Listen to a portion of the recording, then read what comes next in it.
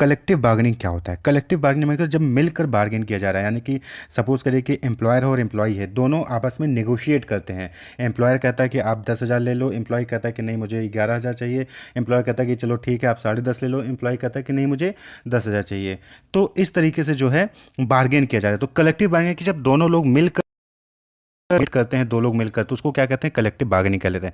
तो एम्प्लॉय और एम्प्लॉयर यानी कि ऑर्गेनाइजेशन में कलेक्टिव बार्गेनिंग का मतलब क्या हो गया कि एम्प्लॉयर और एम्प्लॉय आपस में नेगोशिएट कर रहे होते हैं, तो उसको क्या कहते हैं? कलेक्टिव बार्गेनिंग करना।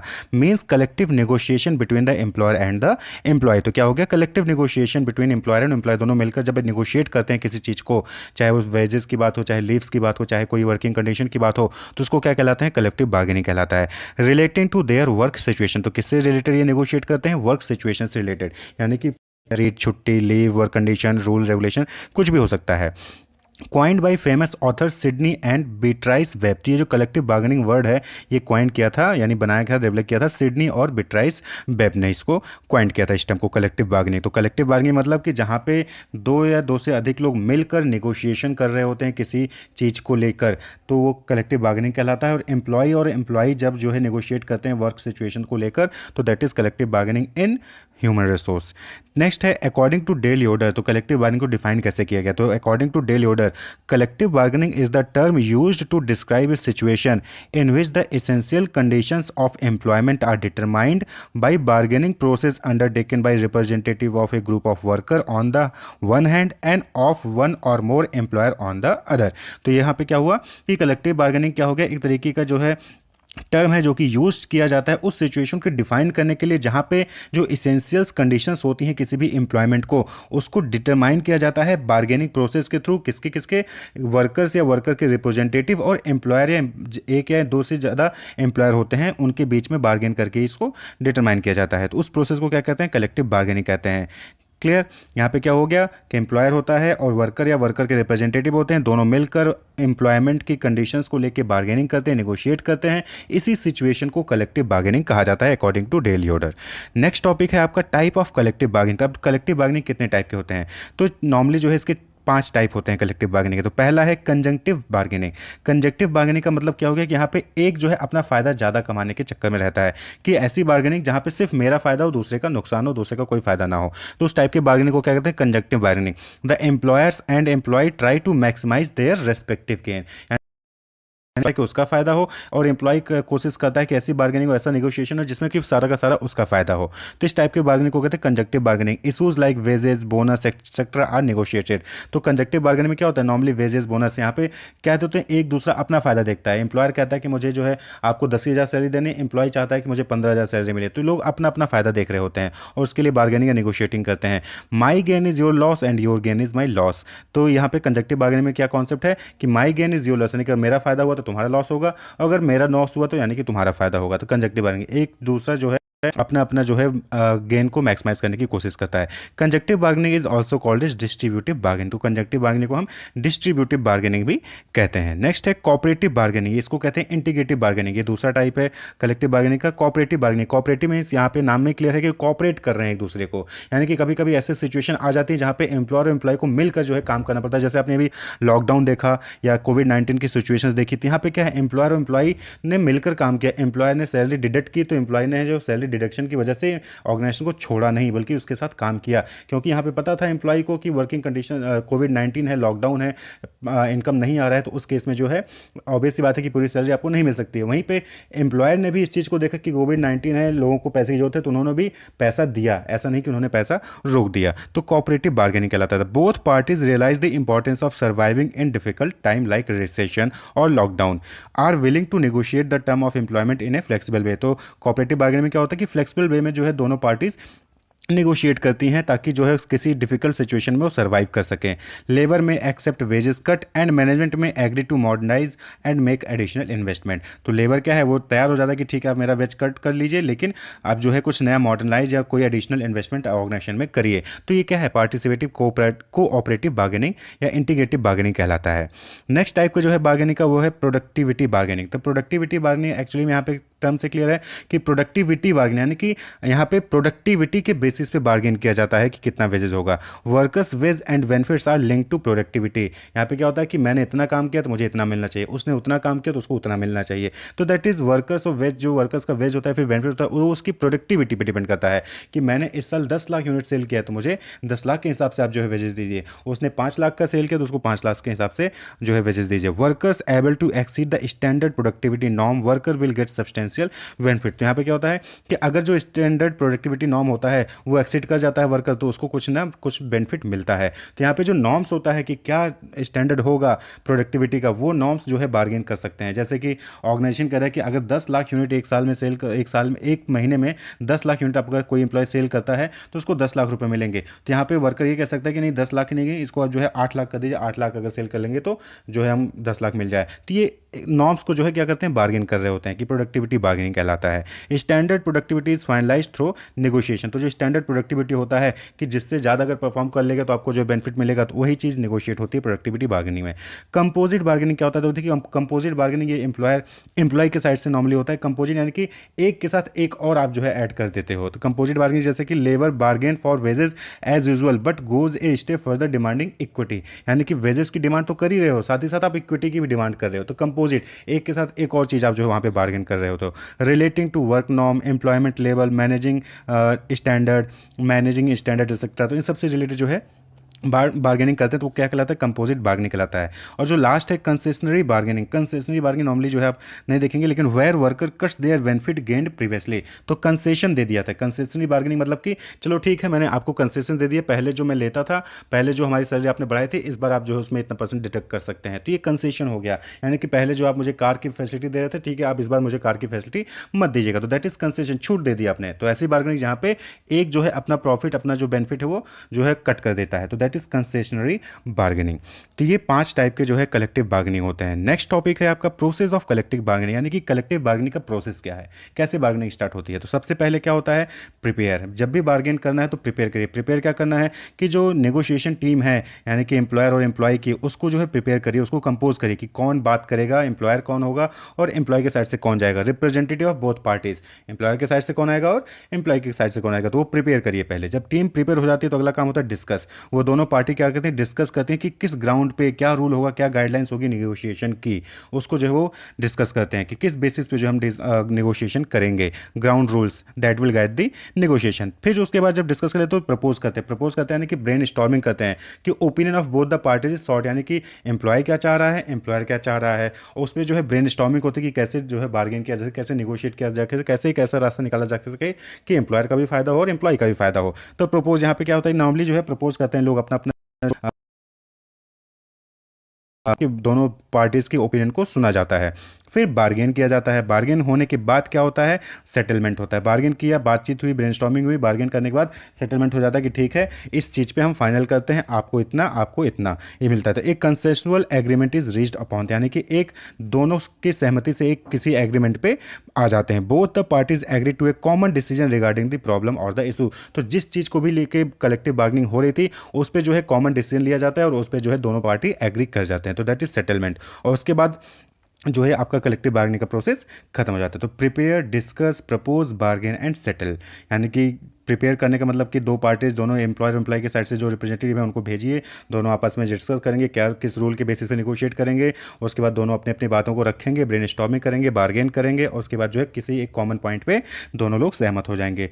प्रॉब्लम को, जो भी प्रॉब्लम है, जो भी इशू है, उसके लिए कॉमन डिसीजन पे वो सहमत हो जाते हैं। तो वही प्रोसेस ऑफ कलेक्टिव बार्गेनिंग कहलाता है। नेक्स्ट टॉपिक है सिग्निफिकेंस और इंपॉर्टेंस ऑफ कलेक्टिव बार्गेनिंग, यानी कि कलेक्टिव बार्गेनिंग का क्या इंपॉर्टेंस है, क्या सिग्निफिकेंस है। तो सबसे पहले इंपॉर्टेंट चीज़ कि ये जो है एक प्लेटफॉर्म, एक स्टेज प्रोवाइड करता है जहाँ पर मैनेजमेंट और जो वर्कर होते हैं, एम्प्लॉयर जो एम्प्लॉय होते हैं, वो आपस में मिलकर अपनी प्रॉब्लम को सॉल्व कर सकते हैं। तो it provide a stage to both the parties, management and workers, to stand on the same level.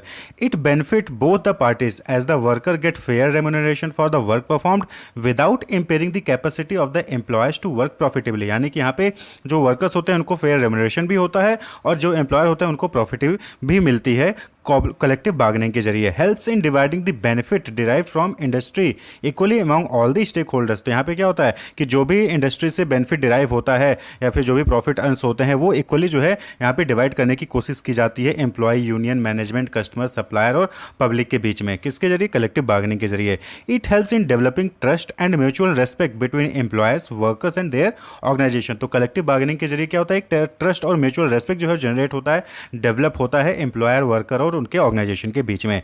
It improves wages and working condition as well as it promotes equality. तो collective bargaining के जरिए जो wages होते हैं, जो working conditions होती है वो इंप्रूव होती हैं और इक्वालिटी लाने की कोशिश की जाती है कलेक्टिव बार्गेनिंग के जरिए। आपने देखा होगा कि आए दिन जो है अक्सर जो लोग हैं वेजेस, सैलरी बढ़ाने के लिए, हाइक करने के लिए जो है बातचीत करते रहते हैं। तो वही चीज़ कलेक्टिव बार्गेनिंग कहलाती है। Helps to create industrial peace in the country. Collective bargaining के जरिए जो इंडस्ट्रियल में डिस्प्यूट्स होते हैं कि सैलरी कम है या फिर वेजेस कम मिल रहे हैं, तो उसकी वजह से जो डिस्प्यूट्स होते हैं उसको सेटल करने में कलेक्टिव बार्गेनिंग हेल्प करता है। Industrial dispute can be prevented and settled bye collective bargaining. तो जो भी इंडस्ट्रियल डिस्प्यूट्स होते हैं, चाहे वो वेजेस को लेके हो, चाहे वर्किंग कंडीशन को लेके हो या फिर किसी और पहलू को लेके हो, जब मैनेजमेंट और वर्कर्स के बीच में डिस्प्यूट्स होता है तो वो जो है प्रिवेंट किया जा सकता है कलेक्टिव बार्गेनिंग के जरिए, और उसको अगर कोई डिस्प्यूट हो गया है तो उसको सेटल भी किया जा सकता है कलेक्टिव बार्गेनिंग के जरिए। तो ये कुछ इंपॉर्टेंट सिग्निफिकेंस है किसके?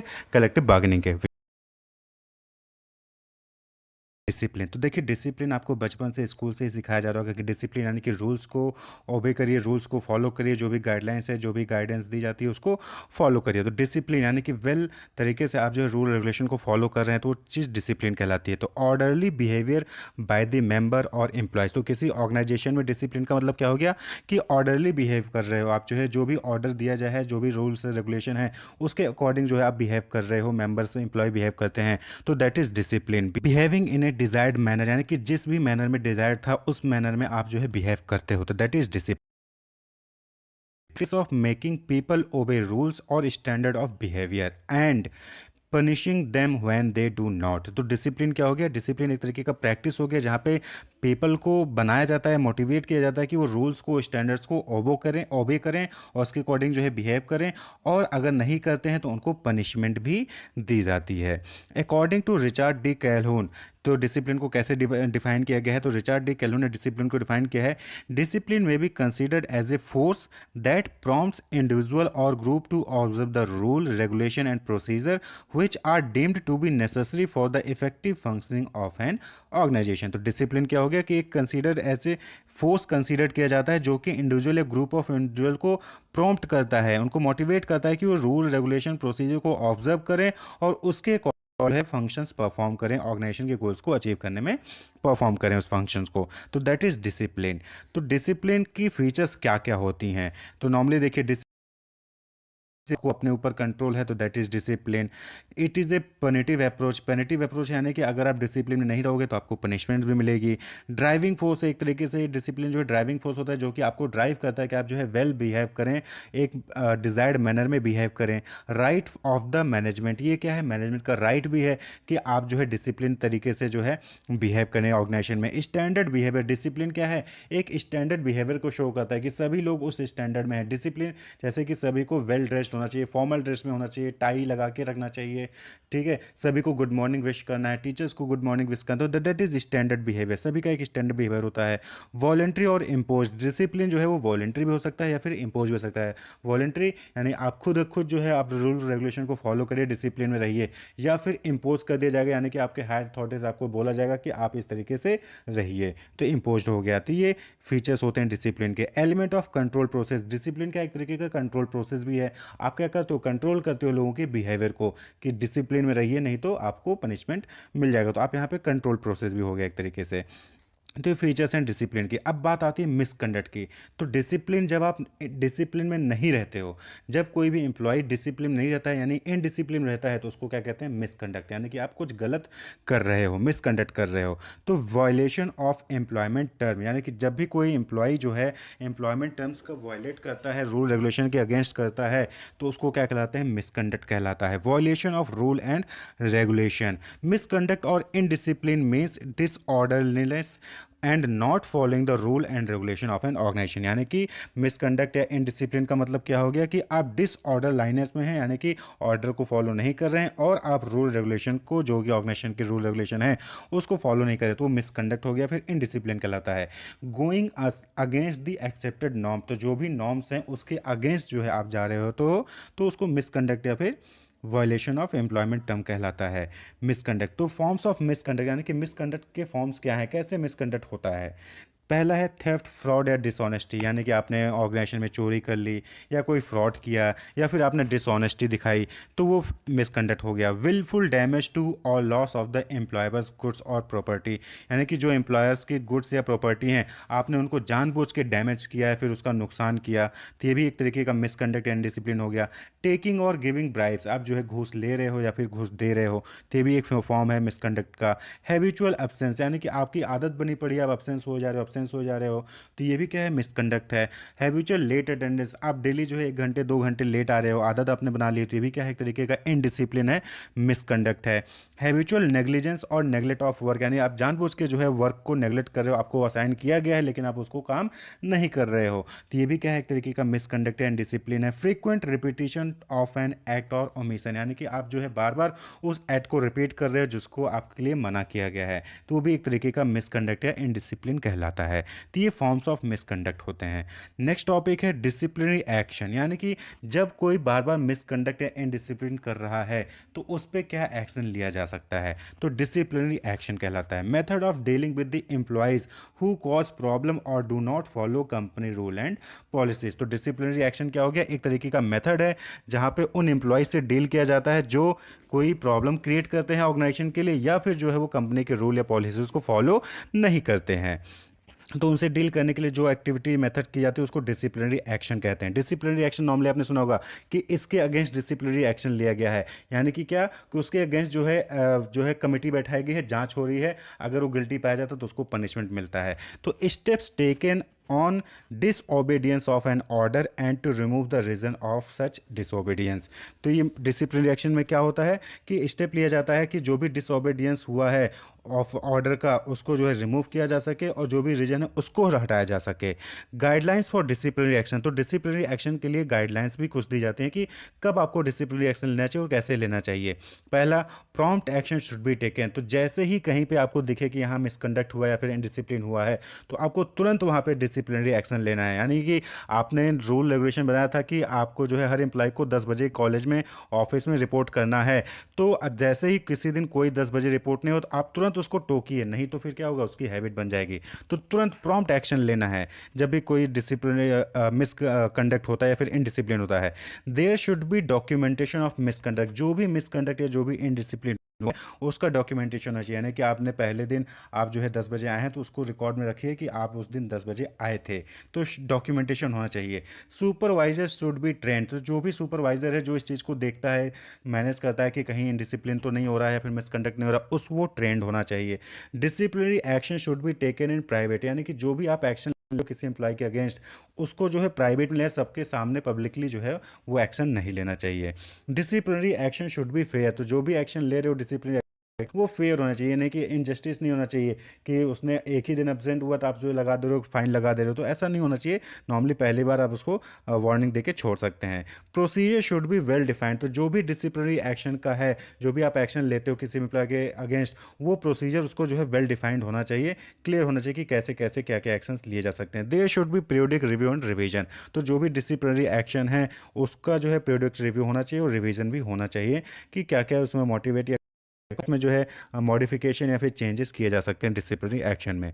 अब हम बात कर लें constructive approach should be followed, सबसे इंपॉर्टेंट चीज कि जो भी आप डिसिप्लिनरी एक्शन ले रहे हो कंस्ट्रक्टिव होना चाहिए, यानी कि डिस्ट्रक्टिव होना चाहिए, यानी कि सामने वाले का नुकसान नहीं होना चाहिए। ऐसा डिसिप्लिनरी एक्शन होना चाहिए कि कंस्ट्रक्ट है, यानी कि एम्प्लॉयर को भी फायदा हो और एम्प्लॉय को भी बेनिफिट मिले, और जो है अगर किसी ने मिसकंडक्ट किया है, इनडिसिप्लिन किया है, तो उसको सजा भी मिल जाए। तो कंस्ट्रक्टिव अप्रोच होना चाहिए डिसिप्लिनरी एक्शन में। नेक्स्ट टॉपिक है प्रोसीजर ऑफ डिसिप्लिनरी एक्शन, यानी कि डिसिप्लिनरी एक्शन का प्रोसीजर क्या है, कैसे जो है डिसिप्लिनरी एक्शन लिया जाता है। तो सबसे पहले प्रिलिमिनरी इन्वेस्टिगेशन होता है, यानी कि कहीं से कोई कंप्लेन आई कि इस पर्सन ने, मिस्टर एक्स एम्प्लॉय ने जो है कोई इनडिसिप्लिन किया है, तो वो जब इंफॉर्मेशन आती है तो पहले उसकी स्टार्टिंग की इन्वेस्टिगेशन किया जाता है कि क्या हुआ है, एग्जैक्टली क्या हुआ है, जो एफआईआर कहते हैं ना, फर्स्ट इन्फॉर्मेशन रिपोर्ट। तो एक तरीके से प्रिलिमिनरी इन्वेस्टिगेशन होता है कि कंप्लेन आगे उसको रजिस्टर करिए, उसके बारे में थोड़ा बहुत पता करिए एम्प्लॉय से। देन इशू ऑफ चार्जशीट, फिर जो भी आपने एम्प्लॉय से आसपास से पता किया कि ये डिसिप्लिन हुआ है या फिर ये मिसकंडक्ट हुआ है, तो उसके बेसिस पे चार्जशीट बनाइए और उस चार्ज को जो है एम्प्लॉय को बताइए कि आपके अगेंस्ट ये चार्ज फाइल किया गया, ये नोटिस आई है चार्ज की। फिर उसके बाद कंसिडरेशन ऑफ द एक्सप्लेनेशन, फिर जब वो चार्जशीट आप एम्प्लॉय को शो करते हो, जिसने शो करते हो, फिर वो क्या करेगा, एक्सप्लेनेशन देगा। तो वो जो भी एम्प्लॉय एक्सप्लेनेशन दे रहा है उसको कंसीडर करिए, उसको सुनिए कि सामने वाला क्या कह रहा है अपनी सफाई में। ठीक है, किसी ने कंप्लेंट किया कि उसने ये मिसकंडक्ट किया, उसने ये डिसिप्लिन किया है, अब आपने उसके बेसिस पे जो है इन्वेस्टिगेशन की, उसके बाद चार्जशीट बना ली, चार्जशीट में आपने पाया कि ये गलतियां हुई हैं उसके उस एम्प्लॉय से, फिर उस एम्प्लॉय को नोटिस भेजिए कि आपके साथ, आपके अगेंस्ट ये इनडिसिप्लिन का नोटिस आया हुआ है, फिर उस पर सफाई देगा, सफाई को सुनिए। अगर आप सफाई से सहमत हैं तो सीधे सीधे जो है एक्शन ले सकते हैं, नहीं है तो फिर आप नोटिस ऑफ इंक्वायरी, यानी कि अब जो है सामने वाला एक्सेप्ट नहीं कर रहा है, वो नहीं तैयार है कि हाँ मैंने इनडिसिप्लिन किया है, मिसकंडक्ट किया है, तो उस पर जो है इंक्वायरी बैठाइए। तो नोटिस दीजिए, नोटिस दीजिए कि आपके ऊपर एक इंक्वायरी बैठेगी। इंक्वायरी नोटिस देने के बाद सस्पेंशन विथ और विदाउट पे, आपने उसको इंक्वायरी बैठा दी उसके कि उसने जो भी मिसकंडक्ट किया है, इनडिसिप्लिन किया, उसके ऊपर इंक्वायरी बैठ जाएगी, टीम बैठेगी, टीम सेलेक्ट होगी, टीम जो है वो चेक करेगी कि हाँ इनडिसिप्लिन हुआ है, मिसकंडक्ट हुआ है या फिर नहीं हुआ है। और उस ड्यूरेशन में आप जो है उसको सस्पेंड भी कर सकते हो, वो भी पे के साथ या फिर विदाउट पे के साथ, ये डिसीजन लिया जा सकता है। उसके बाद कंडक्ट ऑफ डोमेस्टिक इंक्वायरी, फिर जो आपने नोटिस भेजी इंक्वायरी की, उसकी डोमेस्टिक इंक्वायरी कराई, यानी कि अपने ही ऑर्गेनाइजेशन के अंदर के लोगों से जो है आप इंक्वायरी करें। जैसे कि is an internal investigation, domestic inquiry क्या होता है, is an internal investigation process conducted by an employer on the conduct of an employee at work, यानी कि किसी एम्प्लॉय ने काम पर मिसकंडक्ट या इनडिसिप्लिन किया है, तो उस पर जब इंटरनल इन्वेस्टिगेशन होता है एम्प्लॉयर द्वारा, तो उसी को क्या कहते हैं, डोमेस्टिक इंक्वायरी कहते हैं। It is an inquiry created by the management against its own employee against who allegedly committed certain acts of misconduct, यानी कि किसी ने अगर मिसकंडक्ट किया है तो उसके अगेंस्ट जब इंक्वायरी बैठती है और मैनेजमेंट खुद उसके अगेंस्ट जो इंक्वायरी बैठाती है, तो उसको कहते हैं डोमेस्टिक इंक्वायरी। तो नोटिस ऑफ इंक्वायरी करने के बाद, देने के बाद एम्प्लॉय को आप जो डोमेस्टिक इंक्वायरी करवाइए, उसके बाद जो है आप जो है फाइंडिंग्स को रिकॉर्ड करिए, जो भी रिकॉर्डिंग है, रिकॉर्डिंग ऑफ फाइंडिंग्स, यानी कि जो भी आपने इंक्वायरी की, इंक्वायरी करने के बाद जो भी फाइंडिंग्स आई उसको रिकॉर्ड करिए, उसके बेसिस पे जो है पनिशमेंट आप जो है एम्प्लॉय को दे सकते हैं। अगर एम्प्लॉय गिल्टी पाया जाता है तो पनिशमेंट मिलेगा, एम्प्लॉय गिल्टी नहीं पाया जाता तो वहीं पे केस जो है खत्म हो जाएगा। तो अवार्ड ऑफ पनिशमेंट, और उसके बाद कम्युनिकेशन ऑफ पनिशमेंट, यानी कि जब आप पनिशमेंट आपने डिसाइड कर लिया, कमिटी ने, जो इंक्वायरी कमिटी है उन्होंने पनिशमेंट डिसाइड कर लिया, उसके बाद वो कम्युनिकेट करेगी किसको, एम्प्लॉय को, कि आपको ये पनिशमेंट दिया जाता है इस मिसकंडक्ट के लिए, फिर इस इनडिसिप्लिन के लिए। तो ये प्रोसीजर होता है डिसिप्लिनरी एक्शन का। तो जब भी कहीं पे कोई कंप्लेन आता है तो पहले उसके बारे में बेसिक इन्वेस्टिगेशन करके एक चार्जशीट बनाई जाती है, चार्जशीट को जो है एम्प्लॉय को दिया जाता है जिसके अगेंस्ट मिसकंडक्ट का जो है चार्ज लगा है, उसको बताया जाता है, उससे सफाई मांगी जाती है। अगर वो एक्सेप्ट कर लेता है तो ठीक, नहीं एक्सेप्ट करता है और चार्ज ऐसा है तो फिर वहाँ पे इंक्वायरी बैठ जाती है। इंक्वायरी बैठ जाती है, उस केस में जो है एम्प्लॉय को तब तक के लिए सस्पेंड कर दिया जाता है विथ पे या फिर विदाउट पे। और डोमेस्टिक इंक्वायरी बैठी होती है। डोमेस्टिक इंक्वायरी मतलब कि जहाँ पे ऑर्गेनाइजेशन खुद ही जो है इंक्वायरी कर रहा होता है उस एम्प्लॉय के बारे में, और उसके बाद जो है फाइंडिंग्स को निकाल के उसके बेसिस पे जो है पनिशमेंट को डिसाइड किया जाता है। और पनिशमेंट जो भी डिसाइड होता है उसको फिर एम्प्लॉय को बताया जाता है कि आपको ये पनिशमेंट मिल रही है, आपका सैलरी कट हो रहा है या आपको डिमोशन किया जा रहा है, जो भी पनिशमेंट किया जाता है उसको कम्युनिकेट करिए एम्प्लॉय को। तो that is procedure of disciplinary action. Next topic है टाइप ऑफ पनिशमेंट। अब जो आपने डिसिप्लिनरी एक्शन लिया उसमें आपने कुछ ना कुछ पनिशमेंट भी देंगे, तो पनिशमेंट क्या दे सकते हैं आप जो है किसी भी एम्प्लॉय को मिसकंडक्ट की वजह से। तो माइनर पनिशमेंट होता है और एक मेजर पनिशमेंट होता है, यानी कि छोटे मोटे पनिशमेंट आपने देके छोड़ दिया या फिर आपने कोई बड़ी पनिशमेंट दे दी। माइनर पनिशमेंट में जैसे कि oral reprimand, oral reprimand means आपने ओरली जो है उसको कम्युनिकेट कर दिया कि आप जो है सुधर जाइए, वरना फिर आप जो है अगली बार आपके अगेंस्ट कोई बड़ा एक्शन लिया जा सकता है। वहीं पे रिटर्न रिप्रीमेंट होता है, यहाँ पे रिटर्न में होता है कि आपको बकायदा एक नोटिस जाएगी कि आपने ऐसा ऐसा किया था, इस बार आपको ऐसा ऐसा छोड़ा जा रहा है, लेकिन नेक्स्ट टाइम आपको जो है नहीं जो है रिलीफ किया जाएगा। तो रिटर्न रिप्रीमेंट भी कर सकते हैं। Loss of privilege and fines, यानी कि जो भी प्रिविलेज मिल रही थी, अगर गिल्टी पाया जाता है तो याद रखिएगा, अगर जो है जो मिसकंडक्ट पाया जाता है कि हाँ एम्प्लॉय ने मिसकंडक्ट किया था, इनडिसिप्लिन बिहेवियर शो किया था, तो उस केस में ये पनिशमेंट मिलेंगे। तो loss of privilege and fines, loss of privilege mean suppose करिए कि कंपनी से आपको गाड़ी मिलती थी या फिर कंपनी से कोई और बेनिफिट मिलता था, अब वो आपको नहीं मिलेगा, ये पनिशमेंट है आपका। और फाइन्स, आपके ऊपर कुछ फाइन्स लगा जाएगी, 10,000 रुपये, 20,000 रुपये या लाख रुपए, जो भी आपके ऊपर फाइन्स लगेगा वो डिपेंड करता है कि आपने किस टाइप का इनडिसिप्लिन किया है, तो उसके अकॉर्डिंग आपके ऊपर फाइन्स भी लगाया जा सकता है। नेक्स्ट है प्यूनिटिव सस्पेंशन, यानी कि आपको सस्पेंड कर दिया जाएगा। सस्पेंशन में भी ऑर्डर्ड एज ए पनिशमेंट। तो ये क्या है, सस्पेंड आपको कर दिया जाएगा 1 हफ्ते के लिए, 1 महीने के लिए, वो भी विदाउट पे कर दिया कि बिना पे के आपको 1 महीने के लिए सस्पेंड किया जाता है। तो ये भी एक तरीके का माइनर पनिशमेंट होता है। मेजर पनिशमेंट में क्या हो सकता है, मेजर यानी कि बड़ा पनिशमेंट, यहाँ पे सीधा सीधा सैलरी डिडक्शन। आपको 1 लाख रुपए मिल रहा था अभी तक, अब आपको सीधे सीधे 50,000 रुपये मिलेगा हर महीना। ये आपको जो है मेजर पनिशमेंट हो गया। नेक्स्ट है डिसिप्लिनरी डिमोशन। आपको क्या हुआ कि आपका प्रमोशन, आप प्रमोट हुए थे, आप जो है आपको डिमोट कर दिया गया है, यानी कि एक पोजीशन नीचे ला के रख दिया गया है। तो ये भी क्या है, एक तरीके का मेजर पनिशमेंट है, आपकी पोजीशन ही चेंज कर दी गई। टर्मिनेशन, आपको निकाल दिया गया, सैलरी घटा दी, या फिर आपको डिमोट कर दिया, या फिर आपको टर्मिनेट कर दिया कि आपको बाहर निकाल दिया। अब टर्मिनेशन भी कई टाइप के होते हैं, जैसे कि सस्पेंशन यानी कि कुछ टाइम के लिए निकाला है, या फिर डिसमिसल यानी कि आपको जो टास्क दिया था, जो प्रोजेक्ट दिया गया था, उससे हटा के कहीं और कर दिया है, या फिर डिस्चार्ज, आपको जो है बाहर निकाल दिया। डिस्चार्ज यानी कि परमानेंट आपको बाहर निकाल देते हैं। तो that is type of punishment. फिर आता है code of discipline. Code of discipline क्या होता है, देखिए ये कोड होता है, एक तरीके से रूल होता है, रेगुलेशन होता है, या फिर जो कह लिए पॉलिसीज होती है कि क्या क्या discipline down to maintain harmonious relation and promote industrial peace. तो कोड ऑफ डिसिप्लिन क्या होता है कि इसलिए बनाया जाता है कि हार्मोनियस रिलेशन बने एम्प्लॉयर एम्प्लॉय के बीच में, और एक इंडस्ट्रियल पीस भी क्रिएट हो, इंडस्ट्री में पीस रहे, कोई ज़्यादा झगड़ा इंडस्ट्रियल डिस्प्यूट्स ना हो। Applies to both public and private sector enterprise. तो जो कोड ऑफ डिसिप्लिन है ये दोनों सेक्टर के लिए होता है, पब्लिक सेक्टर और प्राइवेट सेक्टर दोनों के लिए ही अप्लाई होता है। It specifies various obligation for the management and the workers with the objective of promoting cooperation between their representative. तो इसका जो कोड ऑफ डिसिप्लिन का मेन मोटिव क्या होता है, एक तरीके से क्या है, ये ऑब्लिगेशंस होते हैं किसके, मैनेजमेंट के और वर्कर्स के भी, जिसको उनको फॉलो करना चाहिए, जिससे कि एक इंडस्ट्रियल पीस जो है वो बना रहे और कॉपरेशन दोनों के बीच में बना रहे। तो that is code of discipline. Next है the code is based on the following principle. तो जो कोड ऑफ डिसिप्लिन होता है वो कुछ प्रिंसिपल्स पे बेस्ड होता है, जैसे कि maintain piece and order in the industry. तो जो कोड ऑफ डिसिप्लिन है उसका मेन मोटिव क्या होता है कि इंडस्ट्री में पीस बना के रखे और एक ऑर्डर जो है बना रहे इंडस्ट्री में। There should be no strike और लॉकआउट विदाउट प्रायर नोटिस। यहाँ पे इंडस्ट्री में कोई भी लॉकआउट या कोई स्ट्राइक नहीं होना चाहिए बिना किसी प्रायर नोटिस के।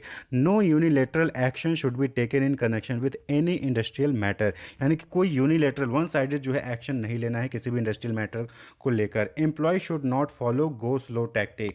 यानी कि गो स्लो टैक्टिक क्या होता है कि हम काम करेंगे लेकिन धीरे धीरे काम करेंगे, यानी कि क्या हो जाएगा, प्रोडक्टिविटी घट जाएगी। तो एम्प्लॉय को ये टैक्टिक अपनाना नहीं है, ये कोड ऑफ डिसिप्लिन में आएगा। No deliberate damage should be cause to plant और प्रॉपर्टी। यानी कि किसी भी एम्प्लॉयर के प्लांट या किसी प्रॉपर्टी को जो है डेलिबरेटली डैमेज नहीं करना, नुकसान नहीं पहुंचाना है। The existing machinery for the settlement of dispute should be utilise. तो जो भी डिस्प्यूट सेटलमेंट की मशीनरी होती है, यानी कि जो भी लॉ कोर्ट होते हैं या ट्रिब्यूनल होते हैं, उसको जो है यूटिलाइज किया जाना चाहिए। Action that disturb coordinate relationship should be avoided. यानी कि कोई भी ऐसा एक्शन जिसकी वजह से जो रिलेशनशिप है वो अगर टूटता है तो उसको अवॉइड करना चाहिए। ये कुछ कोड के हैं, कोड ऑफ डिसिप्लिन के कुछ गाइडलाइंस है, प्रिंसिपल है, जिसके बेसिस पे कोड ऑफ डिसिप्लिन डिपेंड करता है। तो कोड ऑफ डिसिप्लिन क्या हो गया, एक तरीके से ऑब्लिगेशन होता है जो मैनेजमेंट को भी फॉलो करना चाहिए और जो वर्कर्स को फॉलो करना चाहिए, जिससे कि एक कोऑपरेटिव इन्वायरमेंट बना रहे, इंडस्ट्री में डिस्प्यूट्स ना हो।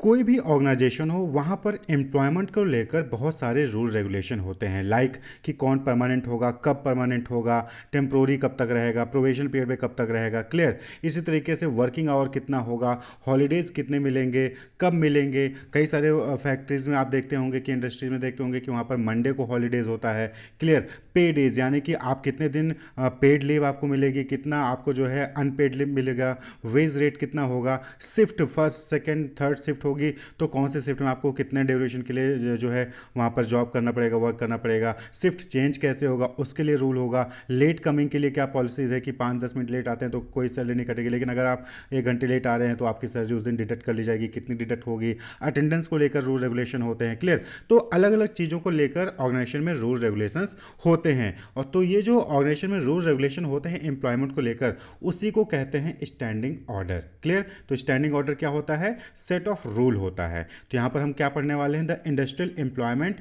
Standing order act 1946। तो ये जो सेट ऑफ रूल्स हैं, सेट ऑफ फॉर्मल्स रूल्स हैं होते हैं जो ऑर्गेनाइजेशन में, इसको फॉर्मलाइज करने के लिए, इसको ऑफिशियली फॉर्मलाइज करने के लिए ये एक्ट लेकर आया गया गवर्नमेंट ऑफ इंडिया द्वारा, the industrial employment standing order act 1946, clear. तो स्टैंडिंग ऑर्डर क्या हो गया? क्लियर हो गया आपको कि स्टैंडिंग ऑर्डर मतलब क्या होता है? Formal rules, set of formal rules that define the condition of employment in an industrial establishment covering aspects like recruitment, holidays and disciplinary action। यानी कि किसी के अगेंस्ट कोई कंप्लेन आई है तो उसके अगेंस्ट किस तरीके से डिसिप्लिनरी एक्शंस लिया जाएगा, क्या प्रोसीजर होगा, कौन कौन से स्टेजेस से उसको पास करना पड़ेगा, और अगर वो गिल्टी फील होता है तो उसको सस्पेंड किया जाएगा या फिर जो है उसको जॉब से निकाल दिया जाएगा। तो इन सभी चीज़ों के लिए रूल रेगुलेशंस वहाँ पर बनाए जाते हैं। तो उस रूल रेगुलेशन को फॉर्मलाइज करने के लिए ही ये एक्ट लाया गया, the industrial employment standing order act 1946। तो this act mandate employers in industrial establishment to formally define condition of employment,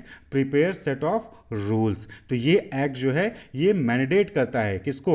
employers को। जो भी इंडस्ट्रियल एस्टेब्लिशमेंट्स के एम्प्लॉयर हैं उनको ये रूल जो है मैंडेट करता है, मैंडेटरी बोलता है कि आपको एम्प्लॉयमेंट की कंडीशंस यानी कि एम्प्लॉयमेंट के रूल्स को आपको बनाने पड़ेंगे, और उसको सर्टिफाइंग ऑफिसर होगा उससे उसको सर्टिफाई भी करवाना होगा, क्लियर।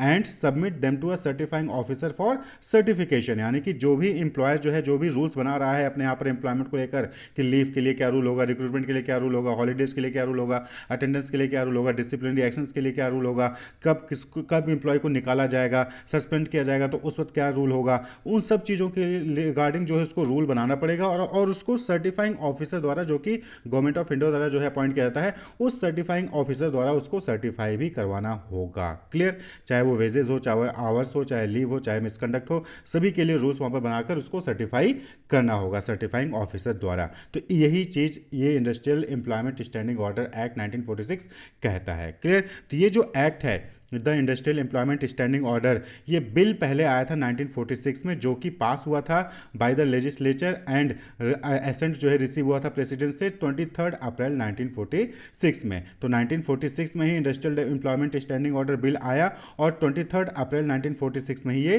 पास भी हो गया। पहले कोई भी एक्ट होता है तो पहले उसका बिल आता है, और जब वो बिल जो है पास हो जाता है पार्लियामेंट से और उसको जो है प्रेसिडेंट का एसेंट मिल जाता है तो वो एक्ट बन जाता है। तो बिल भी 1946 में आया और एक्ट जो है ये 23 अप्रैल 1946 को ये एक्ट भी बन गया, क्लियर। तो इसके बाद जो है इसमें बहुत सारे अमेंडमेंट्स होते रहते हैं। 1961 में भी अमेंडमेंट हुए थे, अभी 2018 में भी जो है अमेंडमेंट हुए थे। तो स्टेट लेवल पे जो स्टेट गवर्नमेंट है वो अमेंडमेंट्स इसमें करते रहते हैं, क्लियर। तो इस एक्ट का ऑब्जेक्टिव क्या था, जो कि हमने अभी पहले ही डिस्कस कर लिया, to formally define and communicate the conditions of employment for workers in industrial establishment. यानी कि ये एक्ट क्या कहता है कि जो भी एम्प्लॉयर्स हैं इंडस्ट्रियल एस्टेब्लिशमेंट में उनको जो है फॉर्मली सेट ऑफ रूल्स को डिफाइन करना पड़ेगा, और वो जो रूल्स उन्होंने बनाया है उसको कम्युनिकेट भी करना पड़ेगा सभी एम्प्लॉयर्स को, सभी एम्प्लॉयज़ को, और जो भी ट्रेड यूनियंस हैं अगर हैं तो उनको भी कम्युनिकेट करना पड़ेगा, क्लियर। यानी कि आपने सेट ऑफ रूल्स बना दिए, रूल रेगुलेशन बना दिए, लेकिन आपने उसको बताया नहीं एम्प्लॉयज़ को। जब एम्प्लॉय को पता ही नहीं होगा तो उसका फायदा भी नहीं उठा पाएगा, कहीं पर अगर कोई बेनिफिट मिल रहा है तो उसको बेनिफिट भी नहीं उठा पाएगा, क्लियर। और अगर उसको पता नहीं होगा तो वो गलती करता चला जाएगा। जैसे कि आपको पता ही नहीं कि 5 मिनट अगर आप लेट आओगे तो आपकी सैलरी कट जाएगी, और पता चला कि आपने एक महीने में 2-3 दिन लेट किए और आपकी सैलरी कट होके आई है, क्लियर। तो इसीलिए रूल्स रेगुलेशन बनाना है, उसको सर्टिफाइंग ऑफिसर से सर्टिफाई भी कराना है, और उसके बाद जो है उसको कम्युनिकेट भी करना है। अब बात कर लें कि क्या ये सभी इंडस्ट्रियल एस्टेब्लिशमेंट्स पे एप्लीकेबल होता है? नहीं। ऐसे इंडस्ट्रियल एस्टेब्लिशमेंट जहां पर 100 या उससे ज़्यादा वर्कमैन एम्प्लॉयड हैं, क्लियर, यानी कि पिछले साल 100 या 100 से ज़्यादा वर्कमैन अगर एम्प्लॉयड थे आपके यहाँ पर, तो उस इंडस्ट्रियल एस्टेब्लिशमेंट में ये एक्ट अप्लाई होगा। और अगर एक बार ये एक्ट अप्लाई हो गया तो उसके बाद भले ही 100 से कम हो जाए आपके यहाँ पर एम्प्लॉय, आपको ये एक्ट फॉलो करना पड़ेगा। क्लियर? एक बार जहाँ ये एप्लीकेबल हुआ एक्ट, उसके बाद फिर हर साल आपको ये फॉलो करना पड़ेगा, चाहे एम्प्लॉय की संख्या घट जाए या फिर बढ़ जाए। बढ़ जाए तो फॉलो करना ही है, घट जाएगा तब भी आपको फॉलो करना है। क्यों? क्योंकि एक बार तो आप उसके दायरे में आ गए, अब आपको उसको फॉलो करते रहना होगा। क्लियर? तो once the industrial employment standing order act become applicable to an establishment, it does not cease to apply on account of subsequent fall in the number of the workman in the establishment. यानी कि इस पिछले साल जो है 100 से ज़्यादा workman हो गए थे आपके पास, तो आपको इस एक्ट के तहत सेट ऑफ रूल्स को जो है सर्टिफाई करवाना था। क्लियर? सेट ऑफ रूल्स बनाना था, उसको सर्टिफाई भी करवाना था। और अगले साल मान लीजिए 2 साल बाद जो है पता चला कि आपके यहाँ पे 100 से कम हो गए एम्प्लॉय, तो इसका मतलब ये नहीं हुआ कि आप जो है सेट ऑफ रूल्स को कैंसिल कर दोगे। नहीं, आपको सेट ऑफ रूल्स बनाना है, उसको सर्टिफाई करवा के रखना होगा, आपको ये एक्ट फॉलो करना होगा। क्लियर? सर्टिफाइंग ऑफिसर का मतलब क्या हो गया कि लेबर कमिश्नर या फिर जो रीजनल लेबर कमिश्नर होते हैं वो सब जो है सर्टिफाइंग ऑफिसर ही कहलाते हैं। And includes any other officer appointed by the appropriate government. तो जो भी स्टेट गवर्नमेंट अपॉइंट करेगी, सेंट्रल गवर्नमेंट अपॉइंट करती है ऑफिशियल गैजेट के में नोटिफिकेशन के द्वारा, वो सर्टिफाइंग ऑफिसर ही कहलाएंगे। तो labour commissioner, regional labour commissioner या फिर कोई भी पर्सन ऑफिशियल गैजेट द्वारा इंडियन ने, गवर्नमेंट ऑफ इंडिया ने या फिर स्टेट गवर्नमेंट ने नोटिफाई किया है कि ये जो है पर्सन सर्टिफाइंग ऑफिसर होगा, तो उससे जो है उस स्टैंडिंग ऑर्डर को सर्टिफाई करवाना होगा। क्लियर? अब यहाँ पर जो ये एक्ट है, the industrial employment standing order act 1946, तो यहाँ पर कुछ इंपॉर्टेंट सेक्शंस जो हैं हम यहाँ पर डिस्कस करेंगे। तो जैसे सेक्शन 1 और 2 में जो है वहाँ पर डिफिनेशंस दिए जाते हैं। तो जो नेक्स्ट इंपॉर्टेंट सेक्शन है दैट इज सेक्शन 3, जो कि कहता है submission of draft standing order. Section 3 किससे रिलेटेड है? Submission of draft standing order. यानी कि जो भी एम्प्लॉयर है, अगर उसके यहाँ पर 100 से ज़्यादा एम्प्लॉय हो गए हैं, 100 से ज़्यादा वर्कमैन हो गए हैं, तो उसको ड्राफ्ट यानी कि स्टैंडिंग ऑर्डर का ड्राफ्ट तैयार करना पड़ेगा, सेट ऑफ रूल्स का ड्राफ्ट तैयार करना पड़ेगा और उस ड्राफ्ट को सर्टिफाइंग ऑफिसर के पास सबमिट करना पड़ेगा। कब तक? Within 6 month. Within 6 month from the date on which this act become applicable to an industrial establishment, the employer shall submit to the certifying officer 5 copies of the draft. 5 copy 6 महीने के अंदर, जिस भी समय से वो applicable हो गया, जिस भी समय उसके यहाँ पर 100 से ज़्यादा वर्कमैन हो गए, उस समय से 6 महीने के अंदर, उस डेट से 6 महीने के अंदर 5 कॉपीज जो है वो सेट ऑफ रूल्स की, स्टैंडिंग ऑर्डर्स की तैयार करनी पड़ेंगी और सर्टिफाइंग ऑफिसर को सबमिट करना पड़ेगा। क्लियर? ये जो है सेक्शन 3 कहता है the industrial employment standing order act 1946 का। क्लियर? इसके बाद अगला जो important section that is section 5। Section 5 है सर्टिफिकेशन ऑफ स्टैंडिंग ऑर्डर। तो सर्टिफाइंग ऑफिसर के पास 5 कॉपी सबमिट कर दी गई सेट ऑफ रूल्स की। अब जो सेट ऑफ रूल्स है यानी कि जो स्टैंडिंग ऑर्डर है, उसको सर्टिफाइंग ऑफिसर क्या करेगा? सर्टिफाई करेगा। लेकिन सर्टिफाई करने से पहले जो सर्टिफाइंग ऑफिसर है वो कुछ इंपॉर्टेंट काम करता है। क्या काम करता है? तो सेक्शन 5 के सब सेक्शन 1 में बताया गया है, on receipt of the draft under section 3 the certifying officer shall forward a copy thereof to the trade union if any of the workmen or the where there is no such trade union to the workmen in such manner as may be prescribed, together with a notice in the prescribed form from requiring objections if any which the workman may desire to make the draft standing order to be submitted to him within the 15 days from the receipt of the notice। तो यहाँ पर क्या कहने का मतलब है कि section 5 के सब सेक्शन 1 में ये कहा जा रहा है कि जैसे ही सर्टिफाइंग ऑफिसर को जो है 5 कॉपीज मिल जाती हैं स्टैंडिंग ऑर्डर की, तो उसके बाद जो सर्टिफाइंग ऑफिसर है वो उसकी एक कॉपी जो है वो ट्रेड यूनियन को देगा। वर्कमैन से रिलेटेड जो भी ट्रेड यूनियन है उनको देगा। अगर वो ट्रेड यूनियन नहीं है तो वर्कमैन को नोटिस जारी करेगा। क्लियर? और नोटिस जारी के होने के 15 दिन के अंदर अगर वर्कमैन को लगता है या फिर ट्रेड यूनियन को लगता है कि नहीं, ये जो रूल बनाया गया है एम्प्लॉयर द्वारा वो उसमें कुछ गलत है, उसमें कुछ खामियां हैं, उसको सुधारना चाहिए, कुछ चेंजेस करने चाहिए। क्लियर? तो 15 दिन के अंदर जो है उनको सर्टिफाइंग ऑफिसर से कॉन्टैक्ट करना पड़ेगा। क्लियर? तो यहां पर क्या हो रहा है कि एम्प्लॉयर ने जो है 6 महीने के अंदर सेट ऑफ रूल्स तैयार किए और सर्टिफाइंग ऑफिसर को सबमिट कर दिया। फिर सर्टिफाइंग ऑफिसर वो सेट ऑफ रूल्स की एक कॉपी जो है वो ट्रेड यूनियन को देगा या फिर वर्कमैन को देगा और उनको 15 दिन का समय देगा। 15 दिन के अंदर उनको जो है अगर कोई भी चेंजेस वो चाहते हैं, कोई भी अमेंडमेंट्स चाहते हैं सेट ऑफ रूल्स में, तो उनको कम्युनिकेट करना पड़ेगा। जो भी नोटिस भेजी जाएगी सर्टिफाइंग ऑफिसर द्वारा, उसको रिसीव होने के 15 दिन के अंदर जो है वो कम्युनिकेट करना पड़ेगा सर्टिफाइंग ऑफिसर को कि हाँ हम इसमें अमेंडमेंट्स चाहते हैं। अगर नहीं करेंगे तो उसी को फाइनल मान लिया जाता है।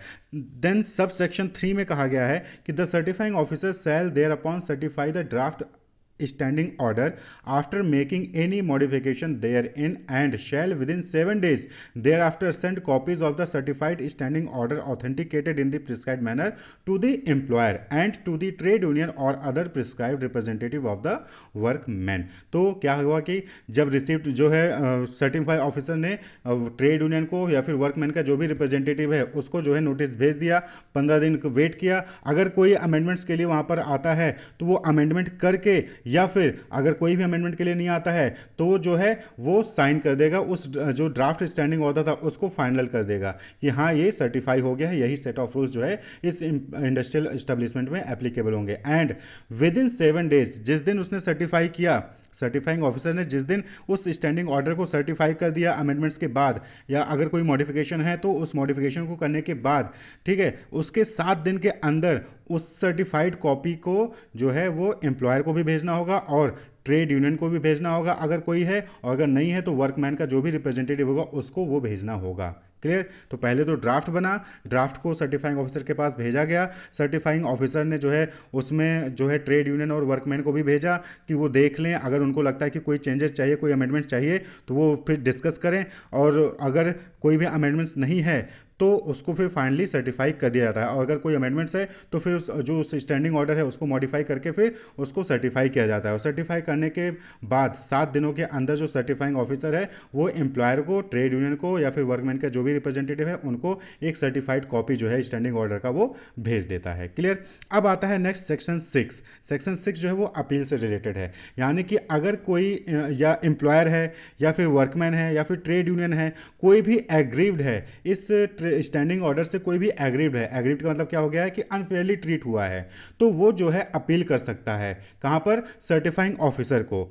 Any employer, workman, trade union or other prescribed representative of the workman aggrieved by the order of the certifying officer, तो वो अपील कर सकता है within 30 days from the date on which copies are sent, यानी कि जिस दिन copy भेजा गया है उस दिन से 30 दिनों के अंदर वो अपील कर सकता है। Appeal to the appellate authority and the appellate authority those decision shall be final, तो वो कहाँ पे अपील करेगा? अपीलेट अथॉरिटी में अपील करेगा, और जो भी डिसीजन अपीलेट अथॉरिटी द्वारा लिया जाएगा वो फाइनल होगा। तो सर्टिफाइंग ऑफिसर ने जो भी चीज़ सर्टिफाई की है उसमें अगर उससे एग्रीव्ड होता है, चाहे वो एम्प्लॉयर, चाहे वर्कमैन, चाहे ट्रेड यूनियन या फिर वर्कमैन का कोई भी रिप्रेजेंटेटिव, तो वो 30 दिनों के अंदर, कॉपी मिलने के 30 दिनों के अंदर जो है वो अपीलेट अथॉरिटी में अपील कर सकता है। वहीं पर सेक्शन 6 के सब सेक्शन 2 में कहा गया कि the appellate authority shall within 7 days of its order under sub section 1 send copies thereof the certifying officer to the employer and to trade union और other prescribe representative of the workman accompanied, यानी कि जो भी फैसला appellate authority ने लिया होगा वो फैसला जो है, यानी उस फैसले की जो कॉपी है वो 7 दिनों के अंदर सर्टिफाइंग ऑफिसर को, वर्कमैन को, वर्कमैन के रिप्रेजेंटेटिव को या फिर ट्रेड यूनियन को भेजा जाएगा। क्लियर? तो ये बात हो गई अपील की, यानी कि कोई भी पर्सन, चाहे वो एम्प्लॉयर हो, चाहे वो वर्कमैन हो, चाहे ट्रेड यूनियन हो, चाहे वर्कमैन का रिप्रेजेंटेटिव हो, वो जो है अगर एग्रीव्ड है उस सर्टिफाइंग ऑफिसर से या फिर जो भी सर्टिफाई कॉपी है तो फिर वो जो है अपील कर सकता है कहाँ पे? अपीलेट अथॉरिटी में। क्लियर? अब आता है अगला section, that is section 7। Section 7 में क्या है? Date of operation of standing order, यानी कि जो स्टैंडिंग ऑर्डर है उसके तहत कब से जो है काम होना स्टार्ट हो जाएगा, कब से वो रूल एप्लीकेबल होगा। तो on the expiry of 30 days from the date on which authenticated copies thereof are sent, or on the expiry of 7 days from the date on which copies of the order of the appellate authority are sent, यानी कि जो authenticated copies है, certifying officer द्वारा जो भी authenticate copy है उसके मिलने के 30 दिन बाद से जो है ये स्टैंडिंग ऑर्डर एप्लीकेबल हो जाएगा। या फिर अगर किसी ने अपील कर दिया है अपीलेट अथॉरिटी में, तो अपीलेट अथॉरिटी का जो भी ऑर्डर आया है उस ऑर्डर के आने के 7 दिन बाद से ये स्टैंडिंग ऑर्डर एप्लीकेबल हो जाएगा। क्लियर? ये सेक्शन 7 कहता है कि कब एप्लीकेबल होगा, तो ऑथेंटिकेटेड कॉपी में जब मिली उसके 30 दिनों बाद से एप्लीकेबल होगा, और अगर किसी ने अपील कर दिया तो फिर उस केस में जो अपीलेट अथॉरिटी की ऑर्डर आई है उसके 7 दिन बाद से एप्लीकेबल होगा। क्लियर? वहीं पर नेक्स्ट है सेक्शन 8। सेक्शन 8 क्या कहता है? Register of standing order. तो जो सर्टिफाइंग ऑफिसर है उसको एक रजिस्टर बना के रखना होता है जहां पर जो भी स्टैंडिंग ऑर्डर्स आए हैं उसका जो है लिस्ट होता है एक तरीके से। तो shall be filed by the certifying officer in a resistor in the prescribed form, तो जो भी प्रिस्क्राइब फॉर्म होगा, जो भी फॉर्मेट होगा उस फॉर्मेट में सर्टिफाइंग ऑफिसर को रजिस्टर में मेंटेन करना पड़ता है ये सभी स्टैंडिंग ऑर्डर को, वो सेक्शन 8 कहता है। तो सेक्शन 8 सर्टिफाइंग ऑफिसर से रिलेटेड हो गया। वहीं पर सेक्शन 9 की बात करें तो posting of standing order. Posting of standing order का मतलब क्या हो गया कि एम्प्लॉयर को जो भी सर्टिफाइड ऑथेंटिकेटेड कॉपीज है स्टैंडिंग ऑर्डर का, उस स्टैंडिंग ऑर्डर को इंग्लिश में या फिर जो भी लैंग्वेज एम्प्लॉयज समझते हैं, वर्कमैन समझते हैं, उस लैंग्वेज में अपने बोर्ड पे जो भी स्पेशल बोर्ड लगाया गया है उस पे या फिर हर डिपार्टमेंट में एंट्री के गेट पे उसको लगाना जरूरी है। The text of the standing order as finally certified under this act shall be prominently posted by the employer in English and in the language understood by the majority of his workman on special board in all department entry gate etcetera. तो कहने का मतलब क्या है कि जो भी standing order certify कर दिया गया है सर्टिफाइंग ऑफिसर द्वारा, क्लियर, उसको इंग्लिश में और लोकल लैंग्वेज जो भी होगा, जो भी वर्कमैन सबसे ज़्यादा समझते हैं, जो भी मतलब वर्कमैन है वो जिस भी लैंग्वेज को समझते हैं, लोकल लैंग्वेज को, उस लैंग्वेज में एक स्पेशल बोर्ड लगाकर वहाँ पर जो है पब्लिश करना होगा, हर डिपार्टमेंट में पब्लिश करना होगा, एंट्री गेट पे भी लगाना होगा, क्लियर, जिससे कि सभी को ये चीज़ कम्युनिकेट हो जाए कि ये रूल रेगुलेशन है इस ऑर्गेनाइजेशन में, क्लियर।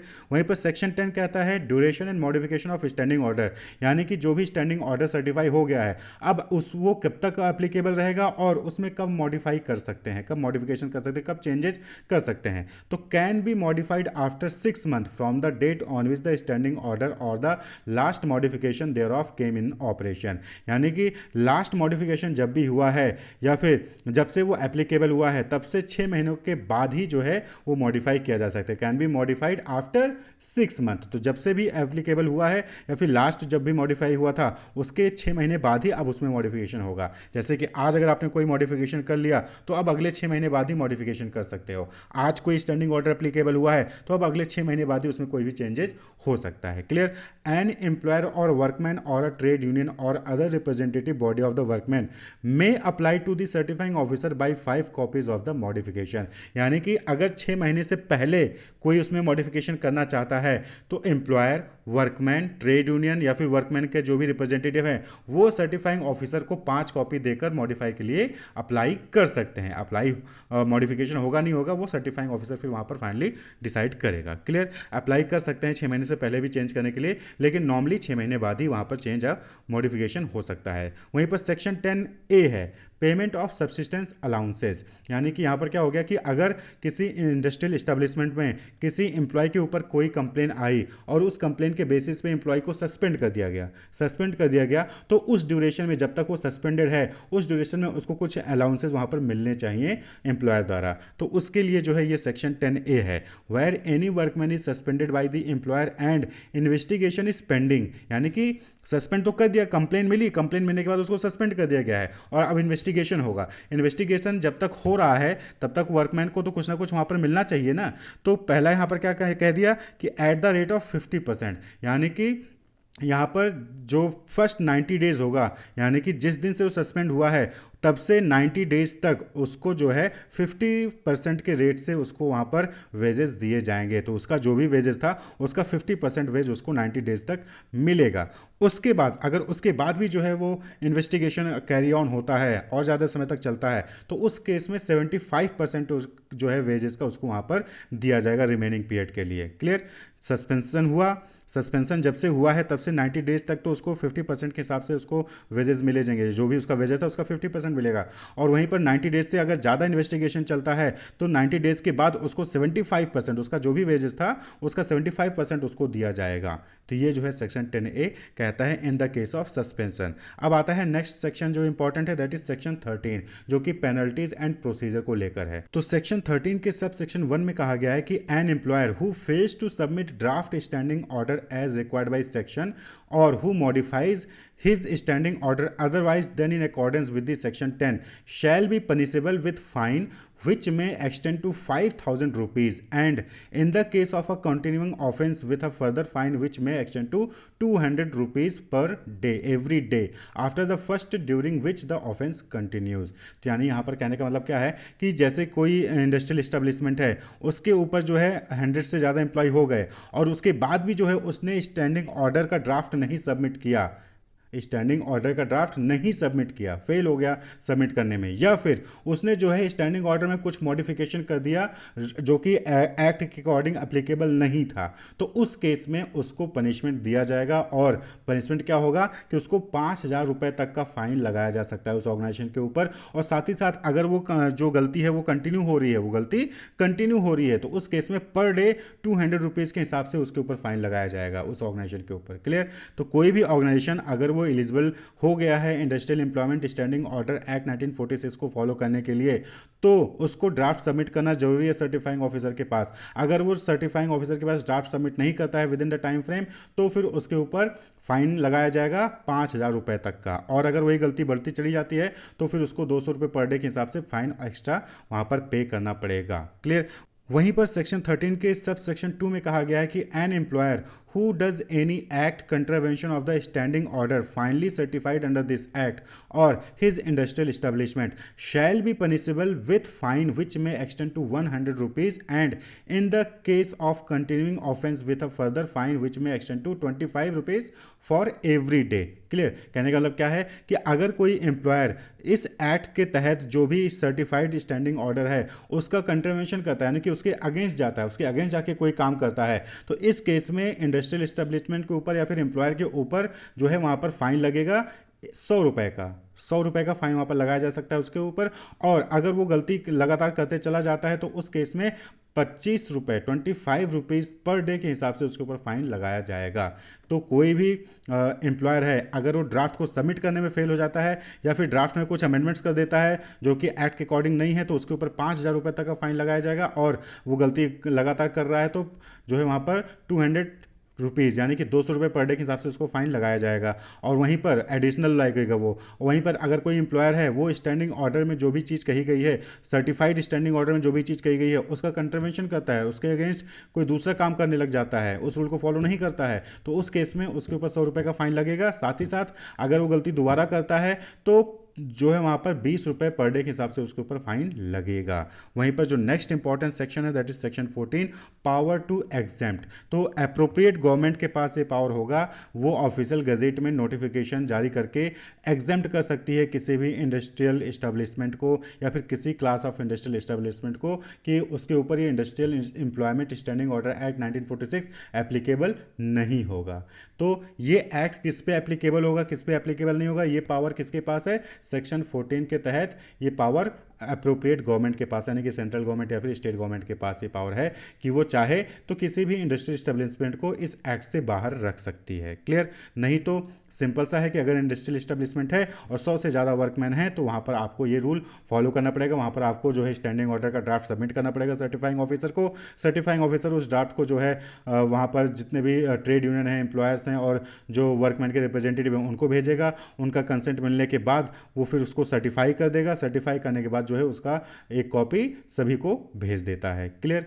तो ये जो है पूरा प्रोसेस है industrial employment standing order act 1946 का। और ये कुछ इंपॉर्टेंट सेक्शन थे। तो टोटल 14 सेक्शंस हैं यहाँ पर इस इंडस्ट्रियल एम्प्लॉयमेंट स्टैंडिंग ऑर्डर 1946 में। क्लियर? अब बात कर लें कि कौन कौन से मैटर्स हैं, कौन कौन से मैटर्स हैं जो कि स्टैंडिंग ऑर्डर में होने चाहिए अंडर दिस एक्ट। इस एक्ट के तहत स्टैंडिंग ऑर्डर में कौन कौन से पॉइंट या फिर कौन कौन से इंपॉर्टेंट रूल्स हैं जो कि होने चाहिए। तो सबसे पहला है क्लासिफिकेशन ऑफ वर्कमैन का, कि वर्कमैन क्या है, वो परमानेंट एम्प्लॉय है, टेम्प्रोरी एम्प्लॉय है, अप्रेंटिस है या फिर प्रोबेशन पे है या फिर बदलीज में है। क्लियर? तो वो किस टाइप का वर्कमैन है, ये क्लासिफिकेशन से इस क्लासिफिकेशन को लेकर रूल होना चाहिए स्टैंडिंग ऑर्डर में।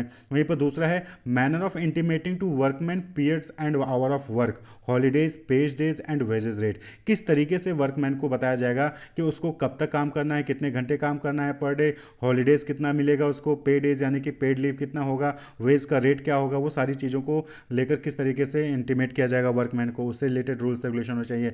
शिफ्ट की वर्किंग क्या होगी, first shift, second shift, third shift, कौन से शिफ्ट में काम करेगा।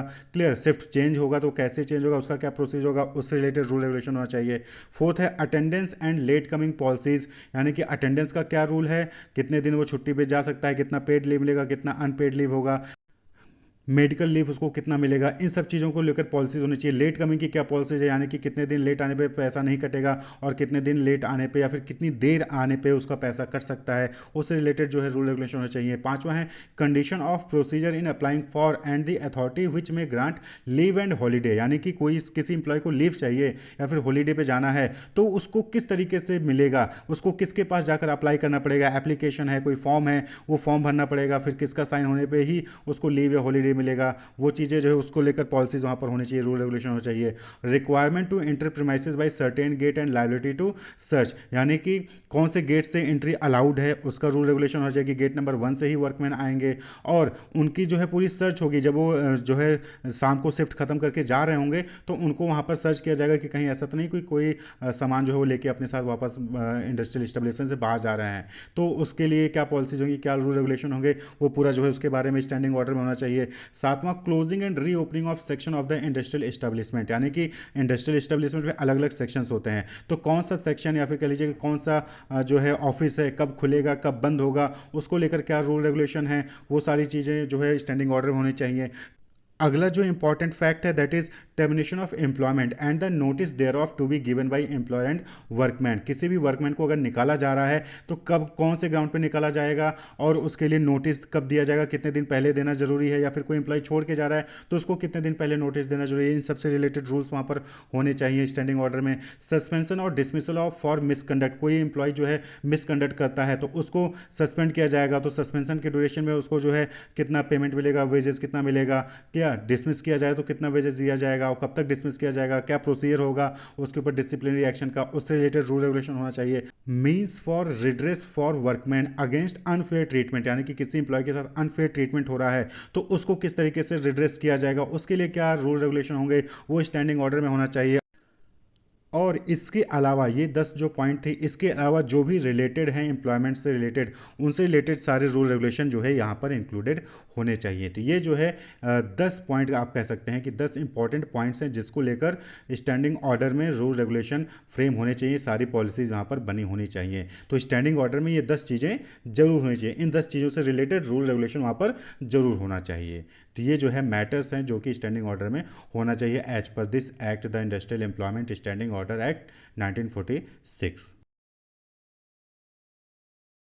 Grievance handling. तो देखिए ग्रेवियंस होता क्या है, ग्रेवियंस मतलब होता है कि डिससेटिस्फैक्शन, यानी कि क्या होता है कि जब आप ऐसा कुछ हो रहा था आपके आसपास जिसकी वजह से आप जो है डिससेटिस्फाई होते हो तो आपके अंदर क्या आता है, ग्रेवियंस आने लगता है। तो that is grievance. Grievance means dissatisfaction और फीलिंग ऑफ इनजस्टिस, आपको लगता है कि मेरे साथ इनजस्टिस हुआ है, यानी कि आप भी सेम क्वालिफिकेशन में सेम टाइप का जॉब कर रहे हो, सेम पोजीशन पे हो, आपको 10,000 रुपये महीना मिल रहा है और सामने वाला भी सेम पोजीशन सेम क्वालिफिकेशन में है लेकिन उसको 15,000 मिल रहा है, तो आपके अंदर कहीं ना कहीं एक डिससेटिस्फैक्शन आने लगता है, इनजस्टिस की फीलिंग होती है आपके अंदर, और वहीं पे क्या होता है, ग्रेवियंस आ जाता है, जिसकी वजह से आपकी प्रोडक्टिविटी घट जाएगी, आप जो है जॉब पे ध्यान नहीं दोगे, आप जो है वर्क पे ध्यान नहीं दोगे, तो कुछ भी हो सकता है उसका रिजल्ट। तो डिससेटिस्फैक्शन है feeling of injustice in working condition is known as grievance. Formal expression of dissatisfaction about क्या है, एक तरीके का फॉर्मल एक्सप्रेशन है अपने वर्क सिचुएशन से रिलेटेड डिससेटिस्फैक्शन को शो करने का। तो ये कौन शो कर सकता है, कोई इंडिविजुअल एम्प्लॉय शो कर सकता है, या फिर किसी ग्रुप ऑफ एम्प्लॉयज द्वारा शो हो सकता है, या फिर कोई यूनियन भी जो है एक्टिंग ऑन देयर बिहाफ, किसी बिहाफ पे एक्ट करके यूनियन भी जो है वो उसको ग्रेवियंस को शो कर सकता है कि हाँ आपका ये एम्प्लॉय है और ये जो है एम्प्लॉय सीधे नहीं बोल पाता तो यूनियन के थ्रू जो है वो चीज़ पास ऑन की जाती है। तो कोई भी इंडिविजुअल एम्प्लॉय या ग्रुप ऑफ एम्प्लॉय या फिर यूनियन जब किसी इनजस्टिस को लेकर या फिर किसी डिससेटिस्फैक्शन को एक्सप्रेस करता है किसी वर्क सिचुएशन को लेकर तो उसको क्या कहलाता है, ग्रेवियंस कहलाता है। Must arise out of employment and not due to personal और फैमिली प्रॉब्लम। तो ये जो ग्रेवियंस है किसी भी ऑर्गेनाइजेशन में, ये ग्रेवियंस जो है एम्प्लॉयमेंट को लेकर होनी चाहिए, ना कि किसी पर्सनल या फैमिली में प्रॉब्लम को लेकर, यानी कि आप घर में कुछ इनजस्टिस हुआ है उसकी वजह से आपका जो है परफॉर्मेंस ऑफिस में या ऑर्गेनाइजेशन में जो है गिर रही है, प्रोडक्टिविटी गिर रही है, तो ये नहीं होना चाहिए। फिर ये ग्रेवियंस जो है ऑफिशियल ग्रेवियंस नहीं हुआ, ये घर का मैटर आप घर पे सुलझाइए, इसका अलग है। तो एम्प्लॉयमेंट को लेकर जब आप डिससेटिस्फाई हो या फिर इनजस्टिस की फीलिंग हो आपके अंदर तो फिर वो क्या कहलाता है, ग्रेवियांस कहलाता है। Discontent can arise out of real और इमेजिनरी रीजन्स। तो ये जो डिसकंटेंट है या फिर डिससेटिस्फैक्शन है, ये या तो रियल किसी रीजन से हो सकता है या फिर इमेजिनरी रीजन, यानी कि आपने कुछ अपने मन में ख्याली पुलाव पुलानी है और जिसकी वजह से आपको लग रहा है कि आपके साथ इनजस्टिफाई हो रहा है, इनजस्टिस हो रहा है और आप जो है डिससेटिस्फाई हो जाए तो आपके अंदर ग्रेवियांस आने लगता है। तो और कुछ रियल सिचुएशन भी होती हैं। रियलिस्टिक क्या होगी कि भाई सही बात है कि सेम एजुकेशन क्वालिफिकेशन के साथ सेम पोजीशन पे काम कर रहे हो और 10,000 मिल रही है, सामने वाले को 15,000 मिल रहा है, तो ये रियल हो गया। वहीं पे जो है इमेजरी क्या हो गया कि आपको लग रहा है कि उसको 15 मिल रहा है लेकिन उसको एक्चुअली में 10,000 मिल रहा है, तो ये भी हो सकता है इमेजरी, यानी कि आप ऐसे अंदाजा लगा रहे हो, तो डिसकंटेंट हो गया, यानी कि ये रियल भी हो सकता है और इमेजरी रीजन की वजह से भी जो है ग्रेवियांस हो सकता है। Section 9 subsection C of IDA यानी industrial dispute act 1947 provides for the settling up a grievance settlement authority in every establishment where 50 or more workmen are employed for settlement of dispute। तो जो भी dispute है या फिर जो भी grievance होता है उसको सेटल करने के लिए सेक्शन 9 ऑफ आईडीए यानी इंडस्ट्रियल डिस्प्यूट एक्ट 1947 में ये चीज़ कही गई है कि एक settlement theory grievance settlement authority होनी चाहिए और ऐसी कंपनी में होनी चाहिए जहां पे 50 या उससे ज़्यादा वर्कमैन काम कर रहे होते हैं, तो वहाँ पे ग्रेवियांस सेटलमेंट अथॉरिटी होनी चाहिए। तो ग्रेवियांस क्या हो गया, आई होप आप समझ में आ गया होगा कि ग्रेवियांस का मतलब डिससेटिस्फैक्शन या फिर feeling of injustice related to employment, यानी कि वर्क सिचुएशन को लेकर जब आप डिससेटिस्फाई होते हो या फिर आपको लगता है कि आपके साथ इनजस्टिस हो रहा है तो उसकी फीलिंग को ग्रेवियांस कहते हैं। तो ग्रेवियांस को, किसी भी कंपनी को ग्रेवियांस को हैंडल करना बहुत जरूरी है, क्योंकि अगर ग्रेवियांस को आप हैंडल नहीं करोगे तो एम्प्लॉय की प्रोडक्टिविटी गिर सकती है, एम्प्लॉय आपके ऑफिस को छोड़ के जा सकता है, तो कहीं ना कहीं नुकसान होता है। तो अब बात कर लें कि फॉर्म ऑफ ग्रेवियांस, यानी ग्रेवियांस कितने टाइप के होते हैं। तो जैसे कि अभी आपने पीछे देखा कि रियल भी हो सकता है, इमेजरी भी हो सकता है। तो सबसे पहले रियल यानी कि फैक्चुअल ग्रेवियांस। फैक्चुअल यानी कि फैक्ट बेस्ड होता है कि ये फैक्ट है, ये रियल है, ये देखिए मेरी भी क्वालिफिकेशन नहीं है, उसकी भी क्वालिफिकेशन नहीं है, लेकिन फिर भी उसको ज़्यादा मिल रहा है, मुझे कम मिल रहा है, तो ये ग्रेवियांस है, तो ये फैक्चुअल ग्रेवियांस कहलाता है। Arises when a legitimated need of an employee has not been met, यानी कि जो मेरा अधिकार था वो नीड जो है आपने मेरी पूरी नहीं की, तो इसकी वजह से जो है ये ग्रेवियांस आ जाता है।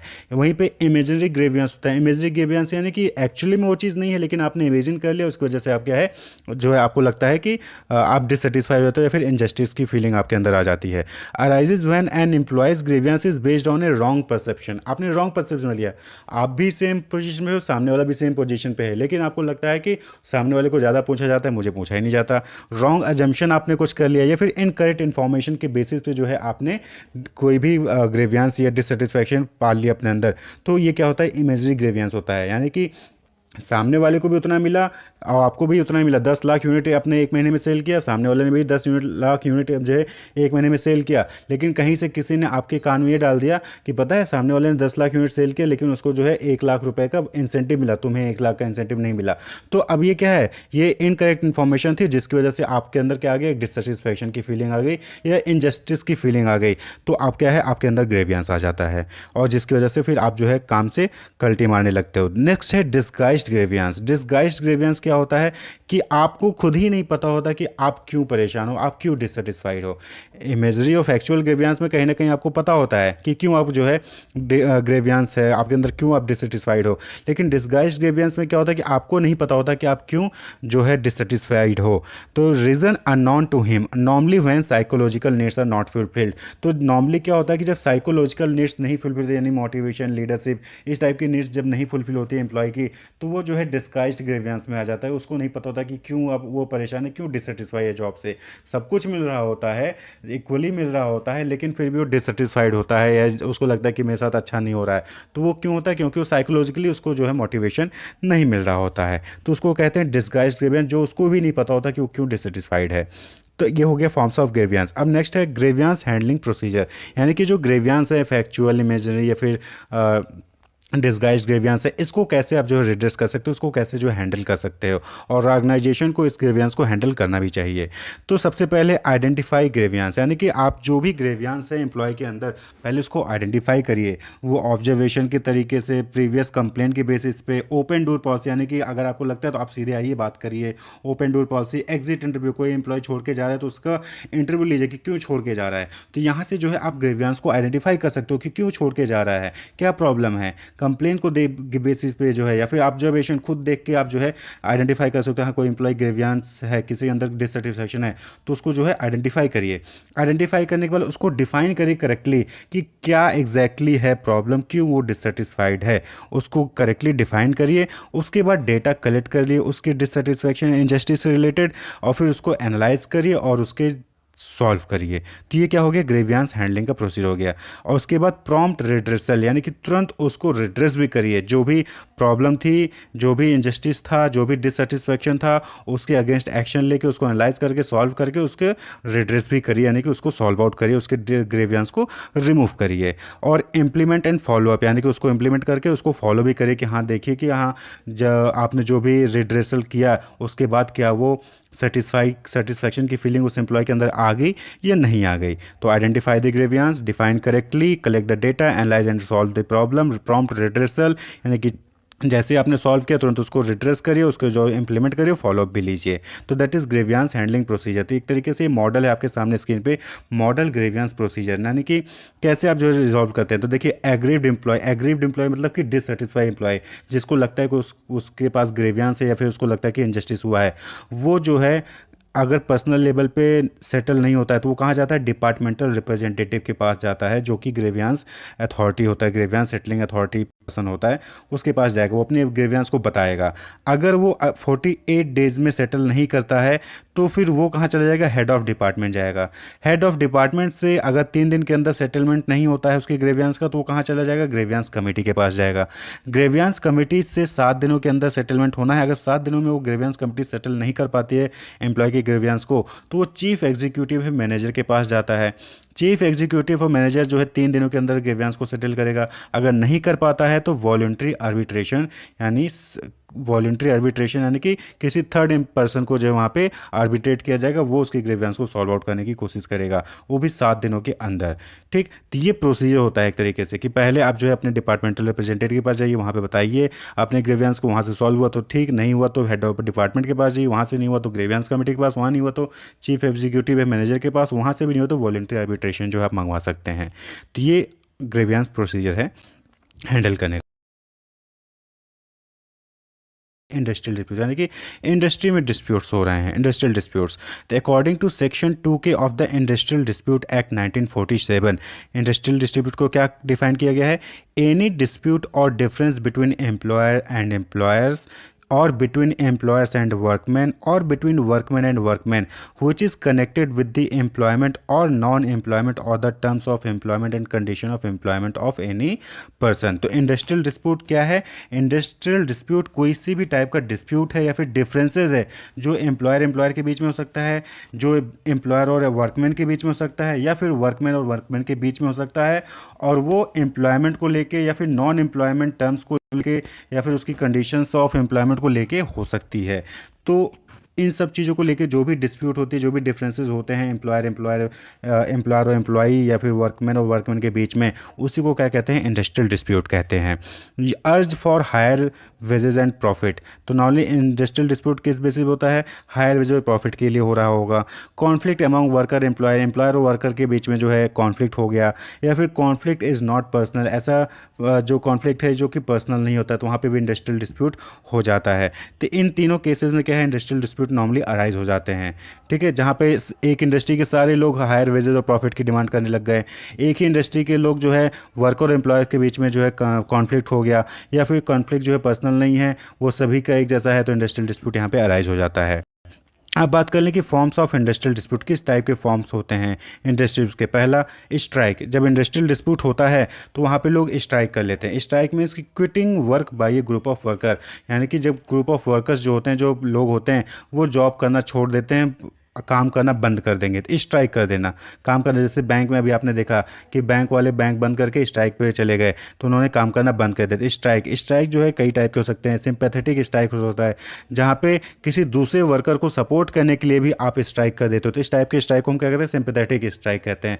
यानी कि बैंक वाले जो है स्ट्राइक कर रहे थे, तो उनको देख के मैंने भी स्ट्राइक कर दिया, क्यों, हम बैंक वाले को सपोर्ट कर रहे हैं, तो sympathetic strike. General strike for the common demand of worker concern, यानी किसी एक इंडस्ट्री में जो कॉमन डिमांड होती है उसके सपोर्ट करने के लिए जो स्ट्राइक करते हैं वो जनरल स्ट्राइक होता है। सिट डाउन स्ट्राइक में क्या होता है कि worker stop doing the work but also do not leave the place of work, यानी कि वर्कर जो है काम नहीं करेंगे लेकिन ऑफिस जाएंगे, ऑफिस में जाएंगे, वहाँ बैठेंगे लेकिन कोई भी काम नहीं करेंगे, तो उसको कहते हैं sit down strike. It is also known as tool down और पेन डाउन स्ट्राइक। इसको टूल डाउन यानी कि इस हथियार को नीचे रख देना, या फिर पेन डाउन स्ट्राइक यानी कि अगर आप ऑफिस पर्पज से हो तो वहाँ पे पेन नहीं उठाओगे, आप काम नहीं करोगे, तो सिट डाउन स्ट्राइक हो गया एक तरीके से।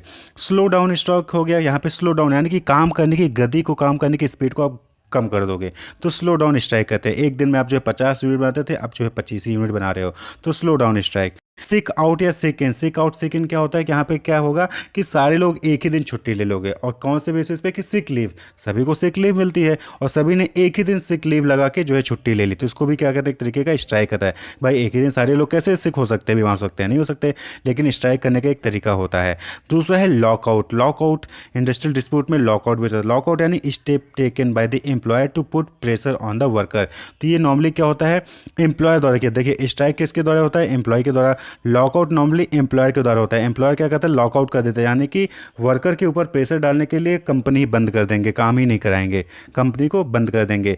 Close down the work place until the worker agrees to continue the work on the terms and condition as given by the employer. तो यहाँ पे क्या होता है लॉकआउट में कि जो वर्क प्लेस है, जो ऑफिस है, उसको बंद कर देंगे जब तक कि एम्प्लॉय जो है जो भी कंडीशन एम्प्लॉयर बता रहा है उसके बेसिस पे काम करेगा या नहीं करेगा। अगर नहीं करेगा तो बंद रहेगा, करेगा तो खुलेगा वर्क प्लेस, तो लॉकआउट।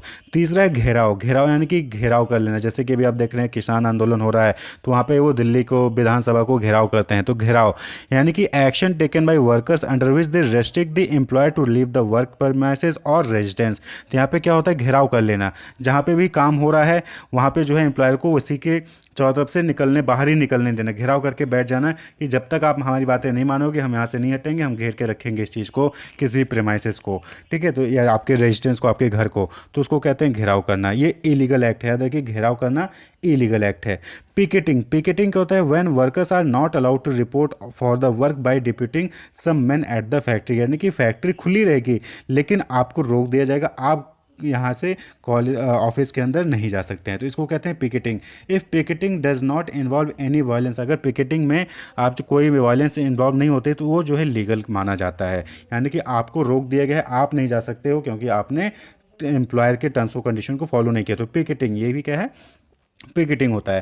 तो ये क्या है, फॉर्म्स ऑफ इंडस्ट्रियल डिस्प्यूट्स हैं, यानी कि अगर इंडस्ट्रियल डिस्प्यूट हुआ तो स्ट्राइक हो सकती है जो कि एम्प्लॉय करता है, लॉकआउट हो सकता है जो कि एम्प्लॉयर करता है, घेराव हो सकता है जो कि एम्प्लॉय जो है वर्क प्लेस को जाके घेर लेते हैं, पिकेटिंग हो सकता है जहाँ पे एम्प्लॉयर जो है एम्प्लॉय को अंदर आने ही नहीं देगा। तो ये क्या कब होता है, जब इंडस्ट्रियल डिस्प्यूट्स होते हैं। तो ये फॉर्म्स ऑफ इंडस्ट्रियल डिस्प्यूट। अब बात कर लें कि प्रिवेंटिव में सेटलमेंट मशीनरी इन इंडिया, यानी जो इंडस्ट्रियल डिस्प्यूट्स हैं इसको कैसे सेटल किया जा सकता है, कैसे इसको रिमूव किया जा सकता है। तो प्रिवेंटिव यानी कि इंडस्ट्रियल डिस्प्यूट होने ही नहीं देना है। प्रिवेंटिव का मतलब क्या हो गया, प्रिवेंट कर लेना, बचा लेना। इंडस्ट्रियल डिस्प्यूट होने से यानी कि जो स्ट्राइक या लॉकआउट या घेराव वाला सिचुएशन है उसको आने से पहले ही रोक लेना, बचा लेना। ठीक हो सकता है कोड ऑफ डिसिप्लिन, यानी कि जब आपको पता होगा कि ये आपके कोड ऑफ डिसिप्लिन है, मैनेजमेंट को ऐसे फॉलो करना है, ये ऑब्लिगेशन है, और एम्प्लॉय का ये ऑब्लिगेशन है, जब आप उसके अकॉर्डिंग चलेंगे तो यहाँ पे डिस्प्यूट होगा ही नहीं। दूसरा ज्वाइंट कंसल्टेशन, यानी कि आपको लग रहा है कि डिस्प्यूट होने वाला है तो आप ज्वाइंट कंसल्टेशन करिए, मिलिए, बातचीत करिए, उसको सॉल्व करिए, जो उसको आप कलेक्टिव बार्गेनिंग भी कहते हैं। देन है ग्रेवियांस रिड्रेसल प्रोसीजर, तो आप जो ग्रेवियांस रिड्रेसल प्रोसीजर है उसको फॉलो करिए। अगर आप जो है एम्प्लॉय की ग्रेवियांस को हटा देते हैं, ग्रेवियंस रहेगा ही नहीं, तो वो इंडस्ट्रियल डिस्प्यूट होगा ही नहीं। स्टैंडिंग ऑर्डर्स, जो भी स्टैंडिंग ऑर्डर्स हैं उसको पास ऑन करिए, एक तरीके से गाइडलाइंस होते हैं, रूल्स रेगुलेशंस होते हैं, उसको पास ऑन करिए। निगोशिएशन, निगोशिएट करिए एम्प्लॉय से, एम्प्लॉयर, और एम्प्लॉय जो है एम्प्लॉय से करे, एम्प्लॉयर जो है एम्प्लॉय से करे, निगोशिएट करें एक दूसरे के साथ। ट्रेड यूनियन, जो ट्रेड यूनियन होते हैं तो उनको बीच में लेकर आइए, उनसे निगोशिएट करने की बात करिए, उनसे एम्प्लॉय को प्रॉब्लम है तो एम्प्लॉय ट्रेड यूनियन के थ्रू एम्प्लॉयर से बात करें, एम्प्लॉयर को प्रॉब्लम तो एम्प्लॉयर ट्रेड यूनियन के थ्रू एम्प्लॉय से बात कर सकते हैं, निगोशिएट कर सकते हैं। तो ट्रेड यूनियन का यूज़ करके जो है आप जो है इंडस्ट्रियल डिस्प्यूट्स को रिमूव कर सकते हैं। तो ये प्रिवेंटिव मेजर्स हो गए। अब बात कर लें settlement machinery. Settlement machinery of industrial dispute, यानी कि इंडस्ट्रियल डिस्प्यूट हो गया है तो उसको सेटल कैसे किया जा सकता है। पीछे आपने देखा प्रिवेंटिव, यानी कि इंडस्ट्रियल डिस्प्यूट होने से बचा लेना, लेकिन अगर हो गया तो सेटलमेंट कैसे हो सकता है। तो यहाँ पे तीन तरीके हैं, कॉन्सलेशन, आर्बिट्रेशन या फिर एडजुडिकेशन। तो कॉन्सलेशन क्या होता है? कॉन्सलेशन नॉर्मली एक तरीके से वॉलेंट्री होता है। यहाँ पे वॉलेंट्री सेटलमेंट की बात होती है, जहाँ पे हम किसी प्रैक्टिशनर से जो डिस्प्यूट्स को रिजॉल्व करता है उसको हम लेके आते हैं, थर्ड पार्टी होता है। तो यहाँ पे हम कॉन्सलेशन में कॉन्सलेटर को लेके आते हैं, कॉन्सलेशन ऑफिसर होता है उसको लेके आते हैं। वो जो है बीइंग अ थर्ड पार्टी, जो कि न्यूट्रल पार्टी होता है, वो जो है डिस्प्यूट्स को सॉल्व आउट करने की कोशिश करता है।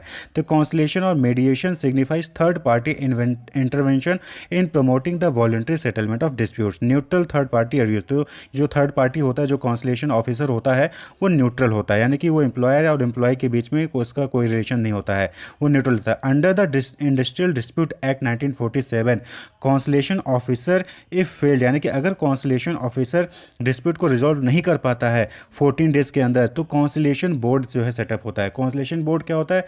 5 मेंबर का नॉर्मली होता है, कि एक हेड होता है और 4 मेंबर होते हैं, वो बोर्ड सेटअप होता है। वो बोर्ड जो है उस इंडस्ट्रियल डिस्प्यूट को सेटल करने की कोशिश करती है। अगर कॉन्सलेशन बोर्ड भी सेटल नहीं कर पाती है तो फिर जो है कोर्ट ऑफ इंक्वायरी वहां पे बैठती है। तो कॉन्सलेशन एक तरीके से वॉलंटरी सेटलमेंट होता है डिस्प्यूट का, जहां पे एक कॉन्सलेशन ऑफिसर को सेट किया जाता है। इसी तरीके से वॉलंटरी सेटलमेंट का दूसरा तरीका है आर्बिट्रेशन। आर्बिट्रेशन में भी क्या होता है कि जो सेटलमेंट प्रैक्टिशनर होते हैं उनको जो है लाया जाता है। तो आर्बिट्रेशन में भी थर्ड पार्टी का इन्वॉल्वमेंट होता है। Both party choose an arbitrator, दोनों पार्टी मिलकर जो है एक किसी थर्ड पर्सन को चूज करते हैं, और न्यूट्रल पार्टी होता है उससे जो है आर्बिट्रेशन की काम करते हैं, यानी कि नेगोशिएट करने की बात करते हैं, इंडस्ट्रियल डिस्प्यूट को रिमूव करने की बात करते हैं। वहीं पे नेक्स्ट है एड में क्या होता है कि यहाँ पे कोर्ट आ जाता है, यानी कि आप जो है लॉ का यूज करके जो है डिस्प्यूट्स को सॉल्व आउट करने की कोशिश करते हो। लीगल रूलिंग और जजमेंट यूजली फाइनल, और यहाँ पे क्या होता है, जो जजमेंट आ गया वो फाइनल होता है। जैसे कि आप इंडस्ट्रियल ट्रिब्यूनल में जा सकते हो, नेशनल ट्रिब्यूनल में चले गए। Involve intervention in the dispute by a third party appointed by the government with or without the consent of the parties to the dispute, यानी कि जब लगता है कि इंडस्ट्रियल डिस्प्यूट ज़्यादा लंबा चलेगा तो वहाँ पे गवर्नमेंट क्या है, या तो आपके एग्रीमेंट से आएगी या फिर बिना आपके कंसेंट से ही जो है आप जो है किसी थर्ड पर्सन को अपॉइंट कर देगी, और वो आपको जो है डिस्प्यूट को सेटल करने की कोशिश करेगा। ठीक है, यहाँ पे लोअर कोर्ट में भी आप जा सकते हो, इंडस्ट्रियल ट्रिब्यूनल में जा सकते हो, फिर नेशनल ट्रिब्यूनल में भी जा सकते हो। तो एडजुडिकेशन के लिए जो है इंडस्ट्रियल डिस्प्यूट एक्ट 1947 में 3 है, लेबर कोर्ट, इंडस्ट्रियल ट्रिब्यूनल या फिर नेशनल ट्रिब्यूनल। तो आप यहाँ पे जाके केस कर सकते हो, और यहाँ पे जो है लॉ के अकॉर्डिंग जो है आपको जजमेंट आएगा।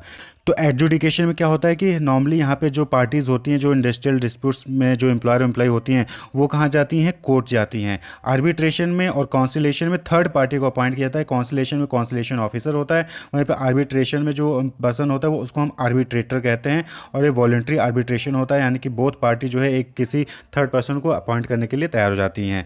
तो कॉन्सिलेशन आर्बिट्रेशन किसी थर्ड पार्टी द्वारा, और एडजुडिकेशन कोर्ट द्वारा होता है। एम्प्लॉय पार्टिसिपेशन, देखिए एम्प्लॉयर और एम्प्लॉय दोनों के व्यूज़, दोनों के ओपिनियन क्या होते हैं? डिफरेंट होते हैं, और ओपिनियन और व्यूज़ को डिफरेंट होने की वजह से इनके बीच में क्या होता है कि डिस्प्यूट्स हो जाता है कभी कभी, या फिर ग्रेवियांसेज आते हैं। और अगर एम्प्लॉय और एम्प्लॉयर के बीच में डिस्प्यूट हो गया, फिर एम्प्लॉय के अंदर ग्रेवियांसेज आ गए, तो इसकी वजह से जो एम्प्लॉय है वो अपने जॉब को अच्छे से परफॉर्म नहीं करता है, या फिर जॉब के साथ इन्वॉल्व नहीं होता है, फिर मोटिवेट नहीं होता है। अगर वो अच्छे से मोटिवेट नहीं होगा, इन्वॉल्व नहीं होगा, तो वो अच्छा परफॉर्म नहीं करेगा, और अगर अच्छा परफॉर्म नहीं करेगा तो जो ऑर्गेनाइजेशन का गोल है, जो ऑर्गेनाइजेशन का ऑब्जेक्टिव है, वो अचीव नहीं होगा।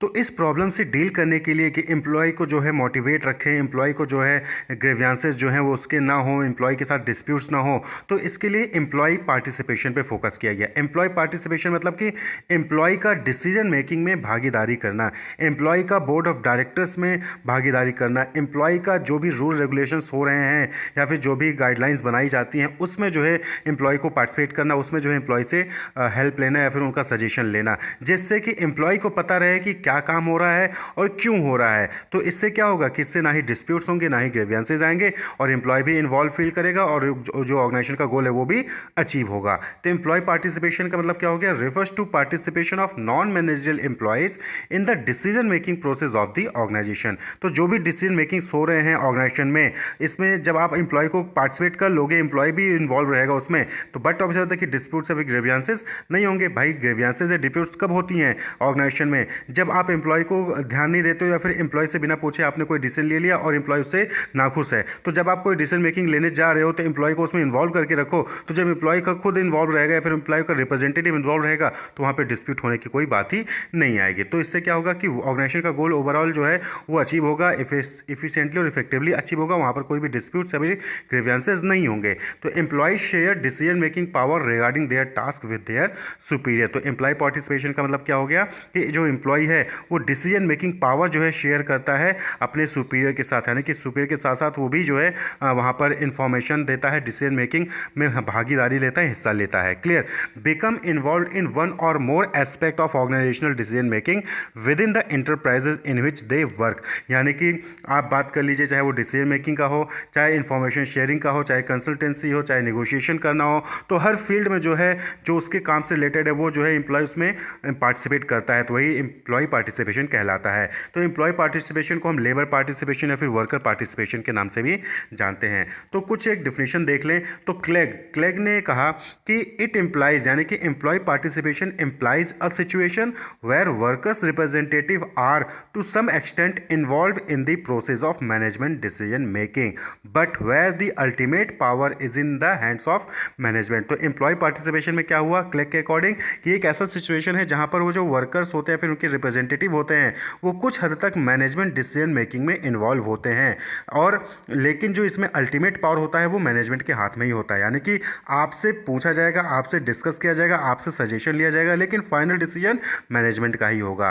That is employee participation according to Clegg. वहीं पे ILO यानी कि इंटरनेशनल लेबर ऑर्गेनाइजेशन ने क्या डिफाइन किया कि वर्कर पार्टिसिपेशन में broadly be taken to cover all terms of association of worker and their representative with the decision making process ranging from exchange of information, consultation, decision and negotiation to more institutionalized forms such as the presence of workers member on management or supervisory board or even management by worker themselves। यानी ILO यानी कि international labour organisation के according वो सभी type of association जो कि worker या फिर उनके रिप्रेजेंटेटिव और मैनेजमेंट के बीच में होता है वो एम्प्लॉय पार्टिसिपेशन कहलाता है। वो डिसीजन मेकिंग प्रोसेस में पार्टिसिपेशन हो सकता है, वो इंफॉर्मेशन शेयरिंग में पार्टिसिपेशन हो सकता है, एम्प्लॉय और जो मैनेजमेंट है और जो वर्कर है उनसे बीच में कंसल्टेंसी हो रही है, डिसीजन मेकिंग में जो है पार्टिसिपेशन हो रहा है, नेगोशिएशन या फिर कलेक्टिव बार्गेनिंग हो रही है, या फिर जो एम्प्लॉय या फिर वर्कर्स के रिप्रेजेंटेटिव हैं उनको आप जो है बोर्ड ऑफ डायरेक्टर में इन्वॉल्व कर रहे हो, उनको जो है सुपरवाइजरी बोर्ड में इन्वॉल्व कर रहे हो, या फिर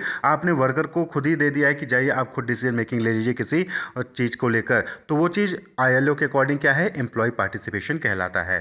क्लियर। तो एम्प्लॉय पार्टिसिपेशन का यहाँ पर सिंपल सा इतना ही कहने का है कि एम्प्लॉय को आप डिसीजन मेकिंग में इन्वॉल्व कर रहे हो, उनसे सजेशंस ले रहे हो, उनके कलेक्टिव बार्गेनिंग कर रहे हो, जिससे कि जो भी डिस्प्यूट्स होती हैं या फिर जो भी ग्रेवियंसेस होते हैं एम्प्लॉय के वो ना हो और जो ऑर्गेनाइजेशन का ओवरऑल गोल है, ऑब्जेक्टिव है, वो इफिशिएंटली इफेक्टिवली अचीव हो सके। अब बात कर लें एम्प्लॉय पार्टिसिपेशन के ऑब्जेक्टिव की, यानी कि क्यों आप जो है एम्प्लॉय को पार्टिसिपेट करवाते हो। तो सबसे पहला जो ऑब्जेक्टिव है that is economic, social and psychological. ये तीनों आप अलग अलग पॉइंट में भी लिख सकते हैं। इकोनॉमिक का मतलब क्या हो गया कि यहाँ पर जब एम्प्लॉय को आप पार्टिसिपेट करोगे तो कोई ग्रेवियंसेस, कोई डिस्प्यूट्स नहीं होंगे, तो एम्प्लॉय जो है जॉब इन्वॉल्वमेंट, जॉब सेटिस्फैक्शन उसका बढ़ेगा, वो अच्छे से अपने काम को परफॉर्म करेगा, तो कहीं ना कहीं जो ऑर्गेनाइजेशन है उसका प्रॉफिट इंक्रीज होगा, उसका सेल इंक्रीज होगा, उसकी वेल्थ इंक्रीज होगी, तो इकोनॉमिक बेनिफिट होगा। यहाँ पर सोशल बेनिफिट कहने का मतलब यहाँ पर क्या हो गया कि जो मैनेजमेंट है या फिर जो एम्प्लॉयर है, फिर जो एम्प्लॉयर और एम्प्लॉय का रिलेशन है वो अच्छा रहेगा। भाई जब मिलकर सब काम करोगे तो कहीं ना कहीं सोशल इन्वायरमेंट जो है वो अच्छा रहेगा। और साइकोलॉजिकल यानी कि आप जब एम्प्लॉय को पार्टिसिपेट करवाओगे मैनेजमेंट में, डिसीजन मेकिंग में, तो एम्प्लॉय का मोटिवेशन बढ़ेगा, उसका इंथुसियाज्म बढ़ेगा, यानी कि वो अच्छे से परफॉर्म करेगा। तो साइकोलॉजिकल इफेक्ट भी वो अपने आप को इन्वॉल्व पाएगा कि हाँ वो ऑर्गेनाइजेशन से जुड़ा हुआ है, तो साइकोलॉजिकली भी जो है यहाँ पर गोल अचीव होता है। वहीं पे इसके अलावा आप लिख सकते हैं कि to raise level of motivation of worker by closer involvement. यहाँ पर ये क्या हो गया, एक तरीके का साइकोलॉजिकल ही ऑब्जेक्टिव हो गया कि यहाँ पर जो लेवल ऑफ मोटिवेशन है वर्कर का आप उसको रेज कर रहे हैं, उसको बढ़ा रहे हैं। To provide opportunity for expression, यहाँ पर जो है आप अपॉर्चुनिटी प्रोवाइड करते हो एम्प्लॉय पार्टिसिपेशन के जरिए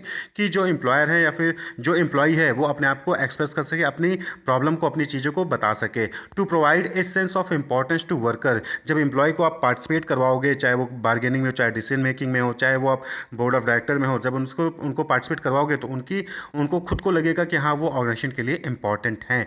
and to develop ties of understanding leading to better effort and harmony, और जब एम्प्लॉयर और एम्प्लॉय के बीच में, मैनेजमेंट और एम्प्लॉय के बीच में एक अच्छा रिलेशनशिप होगा तो कहीं ना कहीं वहाँ पर सब लोग मिलकर एक अच्छा एफर्ट लगाएंगे और हारमोनी वहाँ पर डेवलप होगी ऑर्गेनाइजेशन के अंदर, यानी कि कोई भी डिस्प्यूट, कोई भी ग्रेवियांसेस नहीं होंगे। एडवांटेज की बात कर ले कि एम्प्लॉय पार्टिसिपेशन के एडवांटेजेस क्या हैं, तो भाई एम्प्लॉय अगर पार्टिसिपेट कर रहा है मैनेजमेंट में, डिसीजन मेकिंग में, तो एडवांटेज बहुत सारे होंगे जो कि हमने अभी तक देख ही लिए एक तरीके से। तो acceptance of and commitment toward organization goal, यानी कि जो भी ऑर्गेनाइजेशन का गोल होगा उसको एक्सेप्ट करेगा एम्प्लॉय और उसके लिए कमिटेड भी फील करेगा और उसको अचीव करने की कोशिश करेगा।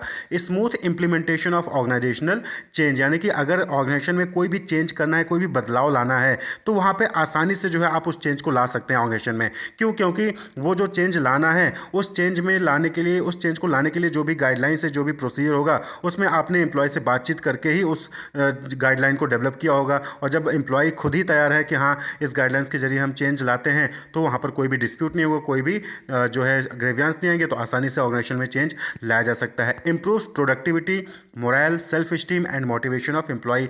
बट अब होता है कि एम्प्लॉय पार्टिसिपेट करेगा तो उसकी प्रोडक्टिविटी बढ़ेगी, क्योंकि वो इन्वॉल्व पाएगा, वो उसको अपनी इंपॉर्टेंस फील होगी, वो मोटिवेट रहेगा, मोरल उसका बढ़ेगा और जो है कहीं ना कहीं जो ओवरऑल ऑर्गेनाइजेशन का गोल है वो अचीव होगा। Leads to increase job satisfaction and job involvement. Obvious सी बात है कि जब आप मोरल आपका हाई रहेगा, प्रोडक्टिविटी आपकी बढ़ेगी, सेल्फ स्टीम, आप मोटिवेटेड फील करोगे, तो आप जो है जॉब से सेटिस्फाई भी रहोगे। जो भी जॉब से रिलेटेड वर्किंग कंडीशन होंगी, वर्किंग इन्वायरमेंट होगी, कहीं ना कहीं उसमें आपने जो है पार्टिसिपेट किया होगा, उसको डिसाइड करने में, डिसीजन मेकिंग में, तो आपका जॉब सेटिस्फैक्शन बढ़ेगा। जॉब सेटिस्फैक्शन बढ़ा तो जॉब इन्वॉल्वमेंट भी इंक्रीज होगा। Minimise labour turnover. जब आप मोटिवेटेड रहोगे, जब आप सेटिस्फाई रहोगे अपनी जॉब से, तो आप कंपनी छोड़ के जाओगे, ऑर्गेनाइजेशन छोड़ के जाओगे नहीं चाहोगे, तो लेबर टर्नओवर जो है यहाँ पर मिनिमाइज होगा। लेबर टर्नओवर का मतलब कि लेबर आपके यहाँ पे छोड़ के चले जा रहे हैं, कंपनी को छोड़ के जा रहे हैं, तो वो कम होगा, क्योंकि एम्प्लॉय वहाँ पर क्या है, सेटिस्फाइड है, एम्प्लॉय वहाँ पर इन्वॉल्व है जॉब के साथ, एम्प्लॉय का मोटिवेशन हाई है, प्रोडक्टिविटी उसकी इंक्रीज है। It establishes better communication in the organization. भाई एम्प्लॉय को पार्टिसिपेशन है वहाँ पर ऑर्गेनाइजेशन में, किसी भी ऑर्गेनाइजेशन में, तो वहाँ पर इंफॉर्मेशन का जो शेयरिंग है या फिर जो कम्युनिकेशन है वो भी क्या होगा, बेटर होगा। आसानी से जो एम्प्लॉय अपने मैनेजमेंट के पास जाते हैं, सुपीरियर के पास जा सकते हैं, वहाँ पर अपनी थॉट्स को, अपनी सजेशन को रख सकते हैं। Allow employee to make better suggestion and last is industrial peace, यानी कि एम्प्लॉय पार्टिसिपेट रहेगा, मैनेजमेंट भी पार्टिसिपेट करेगा, डिसीजन मेकिंग में पार्टिसिपेट करेगा, तो कोई भी डिस्प्यूट ऑर्गेनाइजेशन में या फिर ओवरऑल इंडस्ट्री में नहीं होंगे। तो ये कुछ एडवांटेज हैं एम्प्लॉय पार्टिसिपेशन के। अब बात कर ले कि मेथड या फॉर्म्स ऑफ एम्प्लॉय पार्टिसिपेशन, यानी कि किस जरिए कैसे कैसे जो है आप एम्प्लॉय को पार्टिसिपेट करवा सकते हो मैनेजमेंट में। तो सबसे पहला participation at the board level, यानी कि एम्प्लॉय के जो रिप्रेजेंटेटिव होते हैं, जो वर्कर्स होते हैं, उनके रिप्रेजेंटेटिव होंगे, उनको बोर्ड ऑफ डायरेक्टर की टीम में शामिल कर लीजिए।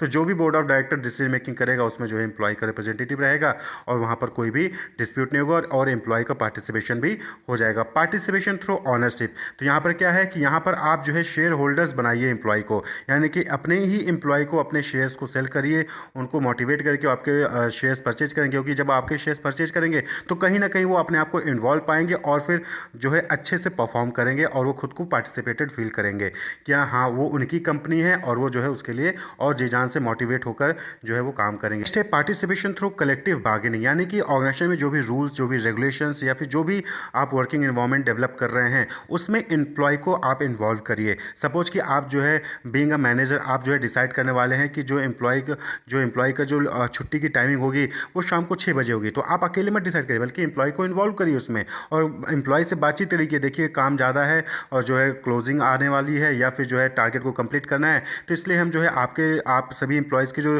छुट्टी का टाइमिंग है उसको हम 6 बजे करना चाहते हैं, तो क्या ये सही है? तो अगर एम्प्लॉय राजी हो जाता है तो 6 बजे कर देंगे, नहीं तो एम्प्लॉय बार्गेन करेंगे, नहीं सर 6 नहीं, आप यहाँ पे 5 कर दीजिए, सुबह जल्दी बुला लीजिए। तो इस तरीके से जो है कलेक्टिव बार्गेन करके आप रूल रेगुलेशन या फिर वर्किंग एनवायरनमेंट को वहाँ पर फिक्स कर सकते हैं। पार्टिसिपेशन थ्रू सजेशन स्कीम्स, यहाँ पर जो है आप एम्प्लॉय से सजेशंस लेते रहिए हर चीज़ पे, हर उस पर जो है जो भी पॉइंट्स हैं, जो भी डिसीजन मेकिंग होने हैं, जो भी वहाँ पर टास्क है उससे रिलेटेड जो है एम्प्लॉय से आप सजेशन ले सकते हैं। तो इससे भी क्या होगा कि एम्प्लॉय अपने आप को पार्टिसिपेटेड फील करेगा कि हाँ कोई भी डिसीजन मेकिंग लेने से पहले एम्प्लॉय से सजेशंस लिए जाते हैं। कलेक्टिव बार्गेनिंग में नेगोशिएशन आ जाता है, यानी कि आपको वेजेज या सैलरी को डिटरमाइन करना है तो उसके लिए भी आप कलेक्टिव बार्गेनिंग का यूज़ कर सकते हैं, तो उससे भी क्या है एम्प्लॉय अपने आप को पार्टिसिपेटेड फील करता है। Joint management councils and committee like quality circle, quality circle को हम क्वालिटी कंट्रोल सर्कल भी कहते हैं। तो ये क्या होता है, ये ग्रुप ऑफ वर्कर्स होते हैं जो कि सेम टाइप का या फिर सिमिलर वर्क परफॉर्म कर रहे होते हैं, तो वो आपस में मिलकर एक ग्रुप बना लेते हैं और एक ग्रुप बना लेते हैं जहाँ पे वो रेगुलरली जो है मिलते हैं और आइडेंटिफाई करते हैं, एनालाइज करते हैं और सॉल्व करते हैं वर्क से रिलेटेड प्रॉब्लम को। तो इट कंसिस्ट, यानी कि जो क्वालिटी सर्कल है वहाँ पे कम से कम 3 से 12 मेंबर हो सकते हैं। It consist of minimum 3 and maximum 12 members in number, यानी कि किसी भी क्वालिटी सर्कल में 3 से 12 लोग हो सकते हैं। और इस क्वालिटी सर्कल को नॉर्मली जो है हेड किया जाता है सुपरवाइजर द्वारा, या फिर जो भी सेक्शन हेड होता है वो उसको हेड करता है। यानी कि ये नहीं कि 6 लोग मिले अपना अपने हिसाब से काम कर रहे हैं, वहाँ पे एक जो सुपरवाइजर भी होता है जो कि क्वालिटी सर्कल को ऑर्गेनाइजेशन में क्वालिटी सर्कल को मॉनिटर कर रहा होता है। क्लियर। तो ये वर्किंग आवर्स जो होता है उसी आवर्स में जो है आपस में मिलेंगे, जो है डिफरेंट जो वर्क से रिलेटेड प्रॉब्लम होती है उसको आइडेंटिफाई करके एनालाइज करेंगे और सॉल्यूशंस जो है उसके लिए प्रोवाइड करते हैं। तो एडवांटेज की बात करें कि एडवांटेज क्या है क्वालिटी सर्कल के, क्या फ़ायदा होता है इसको बनाने से। तो सबसे पहली चीज़ कि इम्प्रूव्ड कम्युनिकेशन, यहाँ पे कम्युनिकेशन जो है अच्छे से होगा एम्प्लॉय के बीच में, एम्प्लॉय और हायर अथॉरिटीज़ के बीच में। Management awareness of employee job related concern, यहाँ पे जो मैनेजमेंट है उसको एम्प्लॉय से रिलेटेड जो भी प्रॉब्लम्स होती हैं, जो भी जॉब रिलेटेड कंसर्न्स होती हैं उसके बारे में अवेयरनेस होगी। भाई जब क्वालिटी सर्कल जो है टीम है वो बताएगी अपनी प्रॉब्लम्स को मैनेजमेंट को, तो मैनेजमेंट अवेयर होगा। पर्सनल ग्रोथ एंड डेवलपमेंट, अब जब प्रॉब्लम्स होंगी वो सॉल्व की जाएंगी, सजेशंस प्रोवाइड किए जाएंगे और सॉल्व होंगी, तो वहाँ पे पर्सनल ग्रोथ भी होगा और डेवलपमेंट भी होगा overall. Enhance decision making skills, यहाँ पे डिसीजन मेकिंग स्किल जो है वो इनहेंस होगी। इंप्रूव मोटिवेशन इंप्रूव हो, क्योंकि क्वालिटी सर्कल जब बनेगा तो वहाँ पे आप जो है सजेशंस प्रोवाइड करेंगे किसको, हायर अथॉरिटीज़ को। तो सजेशन प्रोवाइड करेंगे तो आपके अंदर एक फीलिंग आती है कि हाँ हम भी जो है ऑर्गेनाइजेशन के पार्ट हैं, तो मोटिवेट होते हैं, तो एम्प्लॉय जो है वो मोटिवेट होते हैं। इंप्रूव्ड वर्किंग कंडीशन, जब प्रॉब्लम्स जो भी होंगी वर्क से रिलेटेड उसको आप आइडेंटिफाई करोगे, उसको सॉल्व करोगे, सजेशंस दोगे, सॉल्व होगा वो प्रॉब्लम, तो वर्किंग कंडीशन क्या होगी, इंप्रूव होगी। एंड ओवरऑल आपकी परफॉर्मेंस यानी कि एम्प्लॉय की परफॉर्मेंस और उसकी प्रोडक्टिविटी क्या होगी, इंप्रूव होगी, इंक्रीज होगी। तो ये क्वालिटी सर्कल के कुछ बेनिफिट्स हैं। तो क्वालिटी सर्कल में सिर्फ इतना सा ही है कि ग्रुप बनता है, 3 से 12 लोगों का ग्रुप बनता है, वो वर्क से रिलेटेड जो भी प्रॉब्लम्स होती है उसको आइडेंटिफाई करते हैं, डिस्कस करते हैं और फिर उसके जो है सजेशंस प्रोवाइड करते हैं, डिसीजन मेकिंग करते हैं कि किस तरीके से उस प्रॉब्लम को रिजॉल्व किया जा सकता है। Wish you all the best, keep watching. तो ये कुछ मेथड हैं, कुछ फॉर्म्स हैं जिसके जरिए एम्प्लॉय पार्टिसिपेशन होता है ऑर्गेनाइजेशन में। एम्प्लॉय एम्पावरमेंट, सबसे पहले समझिए कि एम्पावरमेंट का मतलब क्या होता है। Empowerment means the granting of the power, right और authority to perform various acts or duties, यानी कि जब आप किसी दूसरे पर्सन को उसको पावर दे देते हो, उसको राइट देते हो या फिर उसको अथॉरिटी दे देते हो कि उसको कोई काम परफॉर्म करना है और उसके पास पूरी पावर है, राइट, अथॉरिटी है, तो वो चीज़ एम्पावरमेंट कहलाती है। सपोज कि अभी तक आपको स्कूलिंग कहाँ से करनी थी, कौन से बोर्ड से करनी थी, कौन सा स्ट्रीम चूज़ करना था, ये आपके पेरेंट्स डिसाइड करते थे। लेकिन जैसे ही आपका इंटर 12th क्लास ओवर होता है, कंप्लीट होता है, अब जो आपके पेरेंट्स हैं वो आपको पावर दे देते हैं, आपको राइट दे देते हैं या फिर अथॉरिटी दे देते हैं कि आप खुद डिसाइड करिए कि अब आपको जो है ग्रेजुएशन में यूजी में क्या करना है, बीकॉम, बीएससी, बीबीए या फिर कोई और अदर यूजी कोर्स करना है, वो आपको पावर दे, राइट दे दे, तो वही चीज़ एम्पावरमेंट कहलाती है। तो इसीलिए आपको एम्पावर्ड करने के लिए आपके पेरेंट्स आपको जो है अच्छे स्कूल्स में जो है आपको एडमिशन देते हैं, जिससे कि आपके अंदर स्किल्स आए, टैलेंट आए, नॉलेज मिले, आपको अच्छे कोर्स करवाते हैं, डिग्री या फिर पीजी कोर्स कंडक्ट करवाते हैं, आपको स्किल डेवलपमेंट कोर्सेज करवाते हैं, आपको कोचिंग भेजते हैं जिससे कि आपके अंदर स्किल्स हो। यही चीज़ एम्पावरमेंट कहलाती है, यानी कि आपके अंदर ऐसी चीज़ें डेवलप कर देना जिससे कि आप खुद की रिस्पॉन्सिबिलिटी खुद ले सकें, खुद डिसाइड कर सकें कि क्या करना सही रहेगा, कैसे करना सही रहेगा और कैसे जो है आपको अपने लाइफ में सक्सेस हासिल करना है। Allowing individual to take personal responsibility to perform the job and contribution to organization goal, वही चीज़ एम्प्लॉय एम्पावरमेंट कहलाती है। एम्प्लॉय एम्पावरमेंट का मतलब क्या हो गया, defined as the ways in which organisations provide their employees with a certain degree of autonomy and control in their day to day activities, यानी कि जो एम्प्लॉय की डे टू डे एक्टिविटीज़ होती है उसको परफॉर्म करने के लिए जब एम्प्लॉय को ऑटोनोमी मिल जाती है, जब एम्प्लॉय को खुद को कंट्रोल करने का मौका मिल जाता है, तो वो वही चीज़ एम्प्लॉय एम्पावरमेंट कहलाती है। बहुत सारे ऑर्गेनाइजेशन में आप देखते होंगे जहाँ पर आने जाने का टाइम फिक्स नहीं होता है या फिर ड्रेस कोड फिक्स नहीं होता है, आपको टास्क दे देता है, टास्क को कैसे कंप्लीट करना है वो आपकी रिस्पॉन्सिबिलिटी होती है, तो वो चीज़ एम्प्लॉय एम्पावरमेंट होती है। डिसीजन मेकिंग में आपको इन्वॉल्व कर लिया जाता है, तो वो चीज़ एम्प्लॉय एम्पावरमेंट होती है। यानी कि एम्पावरमेंट कहने का मतलब यहाँ पे क्या है कि आपको कुछ हद तक आज़ादी दे दी जाती है कि आप खुद डिसाइड करिए कि आपको काम कैसे करना है, मेन मोटिव होना चाहिए कि काम कंप्लीट होना चाहिए, ऑर्गेनाइजेशन को गोल अचीव होना चाहिए। ऐसे एम्प्लॉय जो एम्पावर्ड होते हैं वो ज़्यादा इंगेज इंगेज्ड होते हैं अपने काम को लेकर, ज़्यादा मेहनत से काम करते हैं और वो लॉयल भी होते हैं अपनी कंपनी के लिए, क्योंकि वो जिस भी कंपनी में ऑर्गेनाइजेशन में काम कर रहे होते हैं, जब उनको वहाँ पे एम्पावरमेंट मिल जाती है, उनको ऑटोनॉमी मिल जाता है, उनको खुद को कंट्रोल करने का मौका मिल जाता है, या फिर उनको कैसे जॉब करना है, कैसे एक्टिविटीज़ परफॉर्म करनी है, उनको डिसीजन उनके हाथों में होता है, तो ज़्यादा रिस्पॉन्सिबल फील करते हैं, इंगेज रहते हैं और ज़्यादा अच्छे से परफॉर्म करते हैं। अब जब बात आती है एम्प्लॉय एम्पावरमेंट की, तो ऑर्गेनाइजेशन को 4 ऐसे एलिमेंट होते हैं जो कि एम्प्लॉयज़ को प्रोवाइड करने चाहिए, तभी एम्प्लॉय जो है वो एम्पावर्ड फील करेगा। Involves giving 4 elements. कौन कौन से? सबसे पहली चीज़ इन्फॉर्मेशन। इन्फॉर्मेशन दीजिए एम्प्लॉय को। भाई उसके पास इन्फॉर्मेशन ही नहीं होगी तो किस चीज़ के बेसिस पे काम करेगा। इन्फॉर्मेशन के बाद उस इन्फॉर्मेशन को कैसे यूटिलाइज करना है और कैसे जो है अपने टास्क को परफॉर्म करना है, उसके लिए जो नॉलेज है, स्किल्स है, ट्रेनिंग है, वो चीज़ आप एम्प्लॉय को प्रोवाइड करिए। उसके बाद उस एम्प्लॉय के पास इन्फॉर्मेशन भी है, उसके पास नॉलेज भी है कि उस इन्फॉर्मेशन को यूज़ करके कैसे टास्क को कंप्लीट करना है, लेकिन उसके पास पावर नहीं है डिसीजन मेकिंग का, तो फिर क्या होगा? तो भी वो जो है एम्पावर्ड फील नहीं करेगा, तो उसको पावर दीजिए। एंड फाइनली उस जब वो टास्क को कंप्लीट कर लेता है अपने बेसिस पे, अपने एम्पावरमेंट के बेसिस पे, तो उसको रिवॉर्ड भी दीजिए। तो ये 4 एलिमेंट ऐसे हैं जो कि ऑर्गेनाइजेशन को एम्प्लॉयज़ को प्रोवाइड करना चाहिए, जिससे कि एम्प्लॉय जो है एम्पावर्ड फील करेगा। Information, knowledge, power and reward. अब बात कर लें कि उन टेक्निक्स की जिसके जरिए आप जो है एम्प्लॉय को एम्पावर्ड कर सकते हैं। तो सबसे पहली चीज़ इन्वॉल्वमेंट इन पॉलिसी मेकिंग, यानी कि आप जो है जो एम्प्लॉय हैं उनको पॉलिसी मेकिंग में जो भी रूल रेगुलेशन या फिर डिसीजन मेकिंग हो रहा है उसमें जो है आप एम्प्लॉय को इन्वॉल्व करिए। दूसरा है डेलीगेशन, यानी कि अथॉरिटी और रिस्पॉन्सिबिलिटी होती हैं जो सुपीरियर्स के पास होती हैं उसको डेलीगेट करवाइए, एम्प्लॉय को दीजिए, यानी कि जूनियर्स और जो सबॉर्डिनेट्स हैं उनको जो है अथॉरिटी और रिस्पॉन्सिबिलिटी ट्रांसफर कराइए। इससे भी क्या होगा कि एम्पावरमेंट की फीलिंग आएगी। Job rotation, job enlargement and job enrichment, ये भी टेक्निक है जिसके जरिए आप एम्प्लॉय को एम्पावर्ड कर सकते हैं। जॉब रोटेशन यानी कि एम्प्लॉय के अंदर अगर स्किल्स डेवलप करनी है, फिर ट्रेनिंग देनी है, तो उसको एक जॉब से दूसरे जॉब पे ट्रांसफर कर दीजिए। अभी तक एचआर डिपार्टमेंट था, अब उसको मार्केटिंग डिपार्टमेंट में जो है ट्रांसफर कर दीजिए। जॉब इनलार्जमेंट यानी कि उसकी रिस्पॉन्सिबिलिटीज़ में इंक्रीमेंट ले आइए, उसकी रिस्पॉन्सिबिलिटी को इंक्रीज कर दीजिए हॉरिजॉन्टली। वहीं पे जॉब इनरिचमेंट जहाँ पे वर्टिकल इंक्रीज होता है, यानी कि जो वो जॉब परफॉर्म कर रहा है उसको और ज़्यादा चैलेंजिंग आप बनाते हैं, उसमें और ज़्यादा क्रिएटिविटी के लिए इंक्रीज करते हैं, वैरायटी इंक्रीज करते हैं, जिससे कि और ज़्यादा क्रिएटिविटी वहाँ पर चाहिए हो उसको जॉब को परफॉर्म करने के लिए। तो जॉब एनरिचमेंट या फिर एम्प्लॉय स्किल डेवलपमेंट के लिए जो अलग अलग ट्रेनिंग एंड डेवलपमेंट प्रोग्राम होते हैं उसमें जो है एम्प्लॉय को पार्टिसिपेट करवाइए। इससे भी आप जो है एम्प्लॉय को एम्पावर्ड कर सकते हैं। यानी कि भाई आप एम्पावर्ड कब होगे? जब आप सही तरीके से डिसीजन मेकिंग ले सकोगे, आपके पास नॉलेज होगी, आपके पास स्किल्स होंगे, तो आप वो स्किल डेवलप करिए। यानी कि ऑर्गेनाइजेशन यहाँ पर एम्प्लॉय के लिए वो स्किल डेवलप करता है, जिससे कि अगर आपके पास स्किल होगी तो आप अपने टास्क को अच्छे से परफॉर्म कर पाएंगे बिना किसी दूसरे के इंटरफेरेंस के। प्रोवाइड गाइडेंस एंड सपोर्ट, आपको जो है एम्प्लॉय को गाइडेंस एंड सपोर्ट प्रोवाइड करिए, जिससे कि वो जो है अपने डिसीजन मेकिंग्स खुद ले सकें और जो है कुछ ना कुछ वो खुद का कंट्रोल रख सकें अपने डे टू डे एक्टिविटीज़ में। And performance recognition and reward, यानी कि जो एम्प्लॉय की परफॉर्मेंस है उसको रिकॉग्नाइज करिए एंड उसके लिए उसको रिवॉर्ड भी दीजिए। इससे एम्प्लॉय एम्पावर्ड होता है। आपने देखा होगा कि आपके पेरेंट्स आपको क्यों पढ़ाते हैं? आपको इसीलिए पढ़ाते हैं जिससे कि आप जो है आपके पास नॉलेज मिले, आपके पास इन्फॉर्मेशन हो, और उस नॉलेज और इन्फॉर्मेशन, उस स्किल को यूज़ करके आप जो है अपने लाइफ को अच्छे से सक्सेसफुली रन कर सके, अपनी लाइफ को अच्छे से व्यतीत कर सके। तो इसीलिए आपको जो है नॉलेज, ट्रेनिंग, अलग अलग कोर्सेज, स्किल डेवलपमेंट कोर्सेज करवाए जाते हैं। क्लियर? यानी कि आपको एम्पावर्ड करने के लिए जो है ये डिफरेंट डिफरेंट कोर्सेज आपको करवाए जाते हैं। तो एम्प्लॉय एम्पावरमेंट के बेनिफिट्स की बात कर लें तो एम्प्लॉय के पॉइंट ऑफ व्यू से बात करें तो उसके स्किल्स, उसके नॉलेज, उसके एक्सपीरियंस, उसके मोटिवेशन, उसके लिए अपॉर्चुनिटीज़, उसका सेल्फ एक्सप्लोरेशन इंक्रीज होता है। वहीं पे ऑर्गेनाइजेशन के पॉइंट ऑफ व्यू से बात करें तो ऑर्गेनाइजेशन की परफॉर्मेंस इंप्रूव होगी, लो एट्रिशन यानी कि एम्प्लॉय उसके यहाँ से कम छोड़ के जाएंगे और एम्प्लॉय सेटिस्फैक्शन इंक्रीज होगा।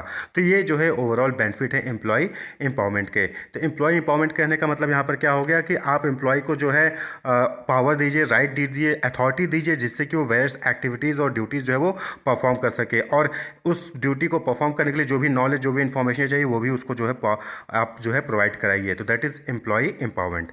Wish you all the best, keep watching.